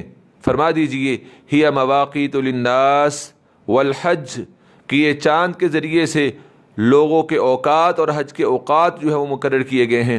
وَلَيْسَ الْبِرُّ بِأَن تَأْتُوا الْبُيُوتَ مِن ظُهُورِهَا، اور نیکی یہ نہیں ہے کہ تم اپنے گھروں میں ان کی پچھلی طرف سے آؤ. وَلَكِنَّ الْبِرَّ مَنِ اتَّقَى، نیکی یہ ہے کہ آدمی پرہیزگاری اختیار کرے. وَأْتُوا الْبُيُوتَ مِنْ أَبْوَابِهَا، اور تم گھروں کو ان کے دروازوں کی طرف سے آؤ. وَاتَّقُوا اللَّهَ لَعَلَّكُمْ تُفْلِحُونَ، اور تم اللہ سے ڈرو تاکہ تم کامیاب ہو جاؤ. حضرت عبداللہ ابن عمر رضی اللہ تعالیٰ عنہ سے روایت ہے رسول اللہ صلی اللہ علیہ وسلم نے فرمایا یسألونک عن الأہلہ کی تفسیر میں ان اللہ جعل الأہلۃ مواقیت للناس، اللہ تعالیٰ نے چاند کو لوگوں کے لیے وقت معلوم کرنے کا ذریعہ بنایا ہے.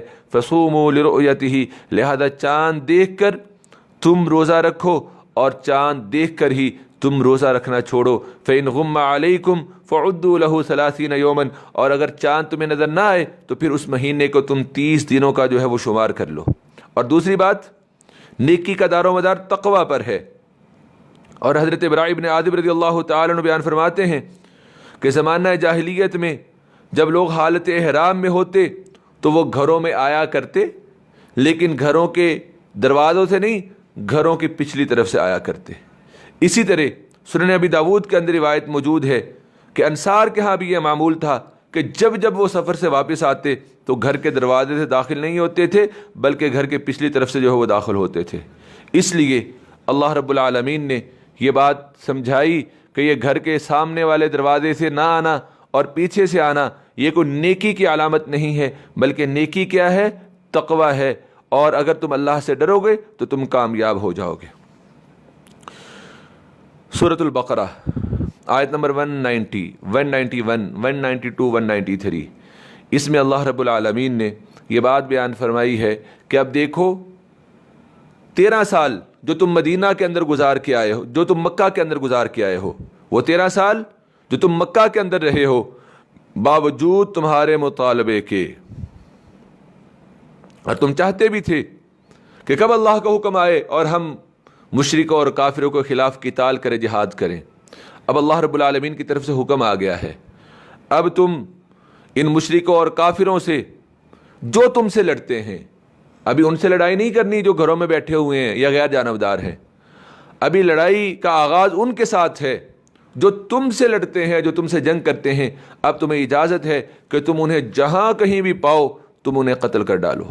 وَقَاتِلُوا فِي سَبِيلِ اللَّهِ الَّذِينَ يُقَاتِلُونَكُمْ وَلَا تَعْتَدُوا، اور تم اللہ کی راہ میں ان لوگوں سے جہاد کرو جو تم سے لڑتے ہیں، وَلَا تَعْتَدُوا، اور تم نے کبھی بھی زیادتی نہیں کرنی، إِنَّ اللَّهَ لَا يُحِبُّ الْمُعْتَدِينَ، بے شک اللہ زیادتی کرنے والوں کو پسند نہیں کرتے ہیں۔ وَاقْتُلُوهُمْ حَيْثُ ثَقِفْتُمُوهُمْ، اور تم ان کو جو تم سے قتال کرتے ہیں جہاں بھی پاؤ ان کو قتل کر دو۔ وَأَخْرِجُوهُمْ مِنْ حَيْثُ أَخْرَجُوكُمْ، اور تم انہیں نکال دو اس مسجد حرام سے، اس مکہ سے جہاں سے انہوں نے تمہیں نکالا ہے۔ وَالْفِتْنَةُ أَشَدُّ مِنَ الْقَتْلِ، اور فتنہ پیدا کرنا، فساد پیدا کرنا، اشد من القتل، یہ قتل سے بھی زیادہ سخت گناہ ہے۔ وَلَا تُقَاتِلُوهُمْ عِنْدَ الْمَسْجِدِ الْحَرَامِ، ہاں تم نے ان مشرکین مکہ سے مسجد حرام کے قریب لڑائی نہیں کرنی ہے، حتیٰ یقاتلوکم، یہاں تک کہ وہ اس میں تمہارے ساتھ لڑائی میں پہل نہ کر دیں۔ اگر وہ وہاں چلے جائیں تم نے انہیں کچھ نہیں کہنا، ہاں اگر وہاں جا کے بھی وہ تمہارے اوپر حملہ آور ہو جائیں تو پھر تمہیں بھی اجازت ہے کہ تم انہیں قتل کرو۔ فَإِن قَاتَلُوكُمْ فَاقْتُلُوهُمْ، پھر اگر وہ تم سے لڑیں تو تم انہیں قتل کر دو۔ كَذَلِكَ جَزَاءُ الْكَافِرِينَ، ایسے کافروں کے لیے یہی جزا ہے، یہی سزا ہے۔ فَإِنِ انتهوا، پھر اگر وہ تم سے جنگ کرنے سے بعد آ جائیں تو پھر تم بھی رک جاؤ، کیوں؟ فَإِنَّ اللَّهَ غَفُورٌ رَحِيمٌ، اللہ بہت بخشنے والے اور بہت رحم کرنے والے ہیں۔ وَقَاتِلُوهُمْ، ان کفار و مشرکین سے جہاد اس وقت تک جاری رہنا ہے حتی لا تکون فتنہ، یہاں تک کہ فتنہ باقی نہ رہے، وَيَكُونَ الدِّينُ لِلَّهِ، اور دین صرف اللہ ہی کے لیے ہو جائے، یعنی کہ مطیع اور احکامات، حکومت اور دنیا کے اندر نظام صرف اللہ ہی کا کام ہو جائے۔ فَإِنِ انتهوا، پھر اگر وہ باز آ جائیں، فَلَا عُدْوَانَ إِلَّا عَلَى الظَّالِمِينَ، تو پھر ظالموں کے علاوہ کسی پر بھی کسی طرح کی زیادتی جو ہے وہ جائز نہیں ہے۔ اللہ رب العالمین سورہ بقرہ کی آیت نمبر 194 میں حرمت والے مہینوں میں لڑائی کے حوالے سے احکامات دے رہے ہیں۔ حرمت کے مہینے 4 مہینے، ذوالقعدہ، ذوالحجہ، محرم اور رجب کا مہینہ، ان 4 مہینوں میں کسی بھی طرح کا قتال، فساد، لڑائی اور حملہ جو ہے وہ عرب کے ہاں ممنوع تھا۔ عرب کے ہاں ہی نہیں بلکہ اس دن سے، جس دن سے اللہ رب العالمین نے زمین و آسمان کو پیدا کیا، یہ 4 حرمت کے مہینے جو ہے وہ اسی طرح چلے آ رہے ہیں۔ اللہ رب العالمین فرماتے ہیں الشہر الحرام بالشہر الحرام، تم پر مسلمانوں حرمت والوں کی مہینوں کی پابندی ان کی طرف سے ماہ حرمت کی پابندی کے بدلے میں ہے۔ اگر وہ مشرکین حرمت والے مہینوں کی پابندی کریں تو تم نے بھی پابندی کرنی ہے، اگر وہ نہ کریں تو تم نے رکنا نہیں، تم نے پھر انہیں قتل کر ڈالنا ہے۔ والحرمات قصاص، اور حرمتیں جو ہیں وہ بدلے کی چیزیں ہیں۔ فمن اعتدى علیکم فاعتدوا علیہ بمثل ما اعتدى علیکم، بس جو کوئی تم پر زیادتی کرے تو تم اس کے برابر اس پر زیادتی کرو کہ جتنی زیادتی تم پر کی گئی ہے۔ واتقوا اللہ واعلموا ان اللہ مع المتقین، اور تم اللہ سے ڈرو اور جان لو کہ بے شک اللہ پرہیزگاروں کے ساتھ ہیں۔ وانفقوا فی سبیل اللہ، اور تم اللہ کی راہ میں خرچ کرو۔ ولا تلقوا بایدیکم الی التہلکہ، اور اپنے ہاتھ ہلاکت کے کام میں نہ ڈالو، یعنی کہ اللہ کی راہ میں خرچ نہ کرنا، بخیل ہو کے بیٹھ جانا، مال کو روک کے رکھ لینا، یہ انسان کا اپنے آپ کو ہلاکت میں مبتلا کرنا ہے۔ وَأَحْسِنُوا، اور تم نیکی کرو، ان اللہ یحب المحسنین، اور یہ بات یاد رکھو کہ بے شک اللہ نیکی کرنے والوں سے محبت کرتے ہیں۔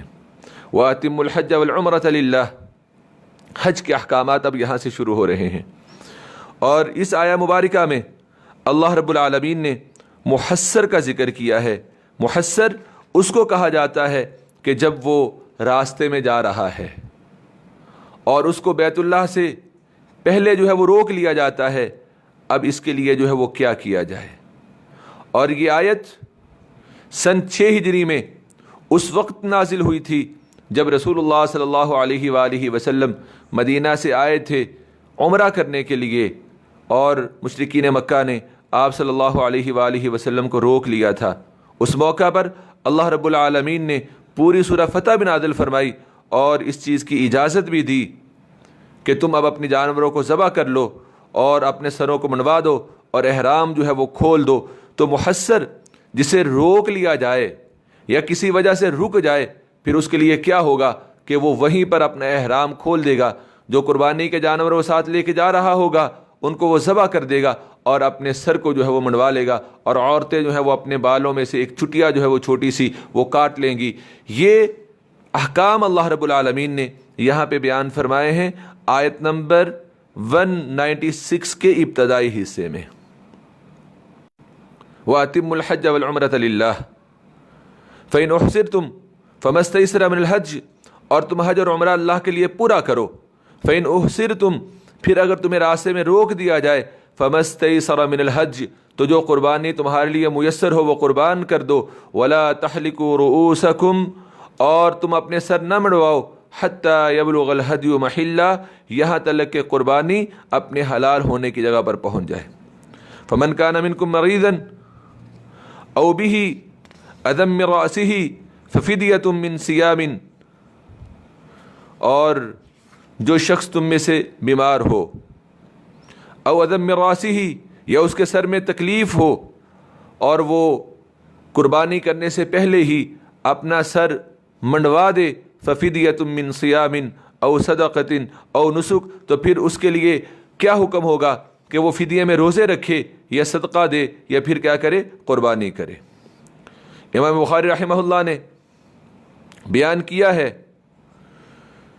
عبد الرحمن بن اصبہانی سے، اور وہ فرماتے ہیں میں نے عبداللہ بن معقل سے سنا کہ میں قعب بن عجرہ رضی اللہ تعالی عنہ کے پاس مسجد کوفہ میں بیٹھا ہوا تھا، اور میں نے ان سے اس کیفیت میں روزوں کی صورت میں فدیے کی ادائیگی کے متعلق پوچھا، تو انہوں نے حضرت قعب بن عجرہ رضی اللہ تعالی عنہ نے بتایا کہ مجھے جب نبی صلی اللہ علیہ وسلم کی خدمت میں لے جایا گیا تو میرے چہرے پر جوئیں چل رہی تھیں۔ حضرت قعب بن عجرہ نے احرام باندھا ہوا تھا اور حج کرنے کے لیے جا رہے تھے، ان کے بالوں کے اندر جوئیں پڑ گئیں، تو مجھے رسول اللہ صلی اللہ علیہ وآلہ وسلم کے سامنے لے جایا گیا، تو آپ نے فرمایا ما كنت ارى ان الجهد قد بلغ بك هذا، میرا خیال نہیں تھا کہ تمہاری تکلیف یہاں تک پہنچ جائے گی، کیا تمہارے پاس ایک بکری ہے؟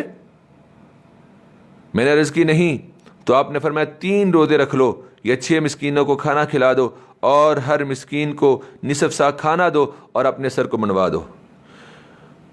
اب یہ اس کے لیے ہے کہ جو بیماری کی وجہ سے یا سر میں جوئیں پڑ جانے کی وجہ سے اپنے سر کو منڈوا دیتا ہے قربانی ہونے سے پہلے، جبکہ حج کے مناسک میں کیا ہے، حج کی تمام اور تکمیل میں کیا ہے کہ سر کا منڈوانا جو ہے وہ 10 ذی الحجہ کو ہوگا، اور اس میں آگے پیچھے ہو سکتے ہیں، اور اسی دن قربانی ہوتی ہے، اسی دن جو ہے وہ حلق ہوتا ہے۔ لیکن جو شخص اس دن سے پہلے اپنے سر کو منڈوائے تو اس کے لیے اللہ رب العالمین نے کیا رکھا، فَفِدْيَةٌ مِّن صِيَامٍ، کہ وہ روزے رکھے۔ وہ روزے کیا ہیں؟ 3 روزے، او صدقۃ، یا صدقہ، وہ صدقہ کیا، 6 مسکینوں کو کھانا کھلانا، او نسک، یا قربانی کر دے، وہ ایک جانور ذبح کر دے فدیہ کے طور پہ، اور ان تینوں میں سے کوئی ایک کام جو ہے وہ کرے گا۔ فَإِذَا أَمِنْتُمْ، پھر جب تمہیں امن مل جائے اور تم حج سے پہلے مکہ پہنچ جاؤ، تو فَمَن تَمَتَّعَ بِالْعُمْرَةِ إِلَى الْحَجِّ، تو تم میں سے جس نے حج کے احرام تک عمرے کا فائدہ اٹھایا ہے، یہاں پہ حج کی ایک قسم بیان کی گئی ہے جسے حج تمتع کہا جاتا ہے۔ حج تمتع کا مطلب یہ ہوتا ہے کہ آپ جب گھر سے نکلتے ہیں، میقات کے پاس سے گزرتے ہوئے آپ صرف عمرہ کی نیت کر لیتے ہیں، مکہ میں پہنچ کے عمرہ کر کے طواف اور صفا مروہ کی سعی کر کے آپ سر منڈوا کے اپنا احرام جو ہے وہ کھول دیتے ہیں۔ پھر اس کے بعد 8 ذی الحج کو آپ اپنے ہوٹل سے دوبارہ احرام باندھ کے جو ہے وہ آپ مینا کی طرف اور عرفات کی طرف جو ہے وہ آپ چلے جاتے ہیں۔ اب جو انسان حج تمتع کرے اس کے لیے لازمی ہے کہ وہ قربانی کرے جو اس کو میسر ہے۔ فمن لم یجد، اب جو حج تمتع کرے یعنی کہ حج میں بھی فائدہ اٹھائے، فمن لم یجد، پھر وہ قربانی نہ کرے، قربانی اسے نہ ملے، تو اس کے لیے اس نے پھر فدیہ دینا ہے۔ وہ فدیہ کیا ہوگا؟ فصیام ثلاثۃ ایام فی الحج، کہ حج کے ایام میں ہی وہ 3 روزے رکھے گا، 11 12 13 وہاں پہ وہ روزے رکھے گا۔ وسبعۃ اذا رجعتم، اور 7 روزے وہ تب رکھے گا جب وہ واپس آ جائے گا۔ تلک عشرۃ کاملہ، تو یہ پورے 10 روزے ہو جائیں گے۔ کس کا فدیہ ہوگا؟ کہ جو حج تمتع کرے اور اس کے اندر قربانی نہ کر پائے۔ ذالک لمن لم یکن اہلہ حاضر المسجد الحرام، یہ حج تمتع کرنے کا حکم اور قربانی نہ ہونے کی وجہ سے 10 روزے رکھنے کا حکم اس شخص کے لیے ہے جس کے گھر والے مسجد حرام کے پاس نہ رہتے ہوں۔ واتقوا اللہ، اور تم اللہ سے ڈر جاؤ۔ وَاعْلَمُوا، اور جان لو، ان اللہ شدید العقاب، بے شک اللہ رب العالمین جو ہے وہ سخت سزا دینے والے ہیں۔ حج کے لیے احرام کب باندھا جائے؟ حج کے احکامات کے حوالے سے اللہ رب العالمین مزید باتیں بیان فرما رہے ہیں۔ الحج اشہر معلومات، فمن فرض فیہن الحج فلا رفث ولا فسوق ولا جدال فی الحج، حج کے مہینے جو ہیں وہ معلوم اور مقرر ہیں۔ حج کے مہینے کون کون سے ہیں؟ حج کے مہینے ذوالقعدہ، ذوالحجہ اور محرم ہیں۔ اسی طرح شوال کو بھی اس کے اندر بیان کیا گیا ہے۔ امام بخاری رحمہ اللہ نے حضرت عبداللہ ابن عمر رضی اللہ تعالیٰ عنہ کا قول بیان کیا ہے کہ اشہر الحج سے مراد شوال، ذوالقعدہ اور ذی الحجہ کے 10 دن مراد ہیں۔ اور یہ روایات دیگر صحابہ سے جو ہیں وہ بھی مروی ہیں اور دیگر صحابہ کے اقوال جو ہیں وہ موجود ہیں۔ الحج اشہر معلومات، حج کے مہینے معلوم و مقرر ہیں۔ فمن فرض فیہن الحج، چنانچہ جس شخص نے ان مہینوں میں حج کو لازم کر لیا تو اب حج کے آداب کے اندر، حج کی قبولیت کے لیے جو چیزیں ہیں اس کے اندر کیا ہے؟ فلا رفث ولا فسوق، اب وہ حج کے دوران، سفر حج کے دوران، ایام حج کے دوران نہ تو وہ جنسی باتیں کرے گا، نہ وہ بیوی کے قریب جائے گا، ولا فسوق، اور نہ ہی وہ اللہ کی نافرمانی کرے گا، ولا جدال فی الحج، اور نہ ہی دوران حج وہ کسی سے جھگڑا کرے گا۔ وما تفعلوا من خیر یعلمہ اللہ، اور جو نیک کام تم کرتے ہو اللہ اسے جانتے ہیں۔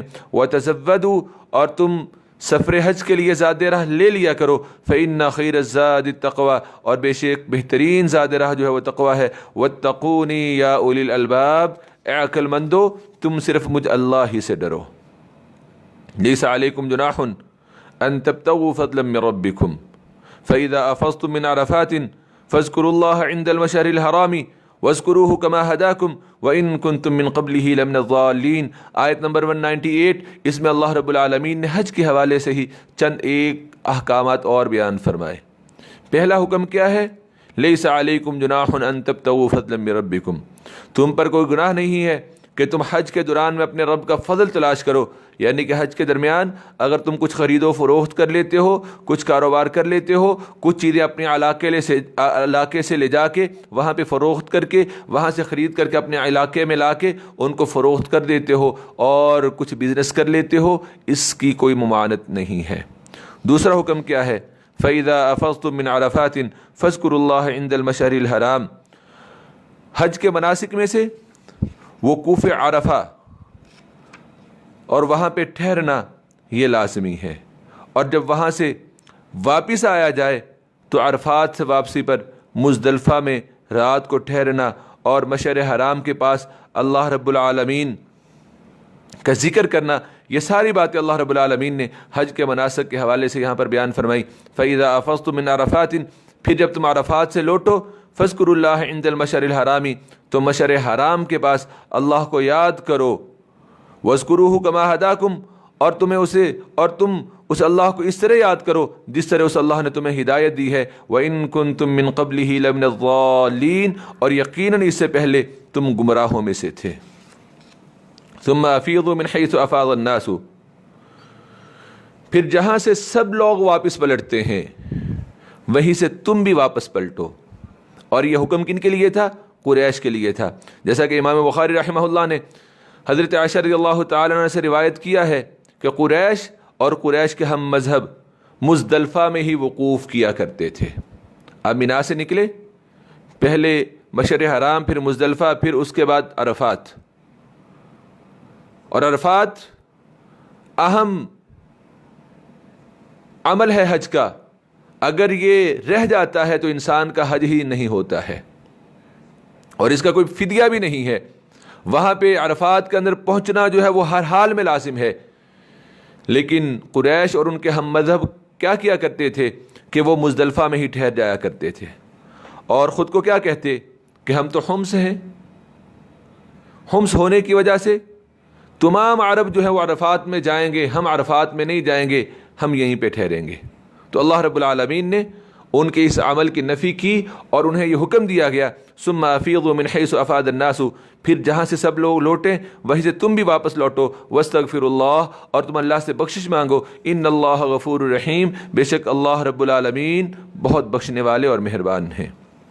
فاذا قضیتم مناسککم فاذکروا اللہ کذکرکم آباءکم او اشد ذکرا، جب تمام مناسک حج کو پورا کر لو تو مناسک حج کو پورا کرنے کے بعد اللہ رب العالمین نے کثرت سے ذکر کرنے اور دنیا و آخرت کی بھلائی طلب کرنے کا حکم دیا ہے ان آیات میں. فَإِذَا قَضَيْتُم مَنَاسِكَكُمْ، پھر جب تم اپنے حج کے ارکان کو پورا کر چکو، فَاذْكُرُوا اللَّهَ كَذِكْرِكُمْ آبَاءَكُمْ أَوْ أَشَدَّ ذِكْرًا، تو تم اللہ کو اس طرح یاد کرو جس طرح تم اپنے باپ دادا کو یاد کیا کرتے تھے، یا اس سے بھی بڑھ کے تم اللہ کو یاد کرو. فَمِنَ النَّاسِ، اور انسانوں میں سے کچھ ایسے ہیں جو اللہ سے یہ بات فرماتے ہیں، اللہ سے یہ بات کہتے ہیں، ربنا آتنا فی الدنیا، اے اللہ، اے ہمارے رب، ہمیں دنیا میں ہی سب کچھ دے دے. وہ سارا کچھ دنیا میں دنیا کے لیے مانگ لیتے ہیں، آخرت کے لیے وہ کچھ بھی نہیں مانگتے ہیں. تو اللہ فرماتے ہیں وما لہ فی الآخرۃ من خلاق، ایسے شخص کے لیے آخرت میں کوئی حصہ نہیں ہے. وہ دنیا میں نیک عمل دنیا کے دکھاوے کے لیے، دنیا کی بہتری کی نیت سے کرتے ہیں تو انہیں ہر چیز کا صلہ جو ہے وہ دنیا کے اندر مل جاتا ہے، آخرت میں ان کا کوئی حصہ نہیں ہوتا. اور انسانوں میں سے کچھ ایسے ہیں وَمِنْهُمْ مَن يَقُولُ رَبَّنَا آتِنَا فِي الدُّنْيَا حَسَنَةً وَفِي الْآخِرَةِ حَسَنَةً وَقِنَا عَذَابَ النَّارِ، اور ان انسانوں میں سے کچھ وہ ہیں جو کہتے ہیں اے ہمارے رب ہمیں دنیا میں بھی بھلائی دے اور آخرت میں بھی بھلائی دے اور ہمیں آگ کے عذاب سے بچا. یہی وہ لوگ ہیں کہ ان کے لیے ان کی کمائی کا حصہ ہے. واللہ سریع الحساب، اور اللہ رب العالمین جلد حساب لینے والے ہیں. وَاذْكُرُوا اللَّهَ فِي أَيَّامٍ مَعْدُودَاتٍ، ایام معدودات، ایام تشریق 10، 11، 12، 13 ذی الحج، اس میں کثرت سے اللہ کا ذکر کرنے کا حکم اور مینا میں ٹھہرنے کے حوالے سے احکامات جو ہیں وہ یہاں پہ بیان فرمائے گئے. وَاذْكُرُوا اللَّهَ فِي أَيَّامٍ مَعْدُودَاتٍ، اور گنتی کے چند دنوں میں تم اللہ کو یاد کرو. فَمَن تَعَجَّلَ فِي يَوْمَيْنِ، پھر جس نے 2 دنوں میں مینا سے مکہ کی طرف واپسی میں جلدی کی، فلا اسم علیہ، تو اس پر بھی کوئی گناہ نہیں ہے. وَمَن تَأَخَّرَ، اور جس نے 1 دن کی تاخیر کی کہ وہ مینا میں 3 دن جو ہے وہ ٹھہرا رہا، فلا اسم علیہ، تو اس پر بھی کوئی گناہ نہیں ہے. لمن اتقا، بشرطے کہ وہ تقوی اختیار کرے. واتقوا اللہ واعلموا، اور تم اللہ سے ڈرو اور جان لو، انکم الیہ تحشرون، بے شک اسی اللہ کی طرف جو ہے وہ تمہارا لوٹنا ہے، اللہ کی طرف تمہارا پلٹنا ہے. اس کے بعد آیت نمبر 204 سے لے کے 207 تک اللہ رب العالمین نے منافقین کے کچھ اوصاف اور منافقین کی کچھ حالتیں، کیفیات جو ہیں وہ بیان فرمائی ہیں. وَمِنَ النَّاسِ، اور اے نبی ان انسانوں میں سے، ان لوگوں میں سے کوئی تو ایسا ہے کہ آپ کو اس کی بات دنیا کی زندگی میں بہت بھلی لگتی ہے، بہت اچھی بات کہے گا. وَيُشْهِدُ اللَّهَ عَلَى مَا فِي قَلْبِهِ، زبان سے بڑا اچھا لیکن دل میں آپ کے لیے بغض اور عداوت رکھے ہوئے ہے، اور جو کچھ اس کے دل میں ہے اس پر وہ اللہ کو گواہ ٹھہراتا ہے. وَهُوَ أَلَدُّ الْخِصَامِ، حالانکہ وہ سخت جھگڑالو ہے. وَإِذَا تَوَلَّى سَعَىٰ فِي الْأَرْضِ، جب وہ آپ کے پاس سے اٹھ کے بڑی بھلی بھلی باتیں کہہ کے جاتا ہے، جب وہ پلٹتا ہے تو کوشش کرتا ہے کہ وہ زمین کے اندر فساد پھیلائے. وَيُهْلِكُ الْحَرْثَ وَالنَّسْلَ، اور وہ کھیتوں اور نسلوں کو تباہ کر دے. وَاللَّهُ لَا يُحِبُّ الْفَسَاد، جبکہ اللہ رب العالمین فساد کو پسند نہیں کرتے ہیں. وَإِذَا قِيلَ لَهُ اتَّقِ اللَّهِ، اور جب اس منافق سے کہا جاتا ہے تو اللہ سے ڈر. أَخَذَتْ الْعِزَّةُ بِالْإِثْمِ، تو اس کا غرور اسے گناہ پر ابھارتا ہے. اسے یہ بات اچھی نہیں لگتی کہ وہ اللہ سے ڈرے اور اسے کوئی نصیحت جو ہے وہ کی جائے، فحسبہ جہنم، تو ایسے شخص کے لیے جہنم ہی کافی ہے، وبئس المہاد، اور وہ جہنم یقیناً برا ٹھکانہ ہے، ومن الناس، اور ان انسانوں میں سے کچھ ایسے بھی ہیں، منافقوں کے مقابلے میں سچے مومن ان کی کیفیت کیا ہے، اور ان انسانوں میں سے کچھ ایسے بھی ہیں من یشری نفسہ ابتغاء مرضات اللہ، جو اللہ کی رضامندی حاصل کرنے کے لیے خود کو لی ولکم ولسائر المسلمین والمسلمات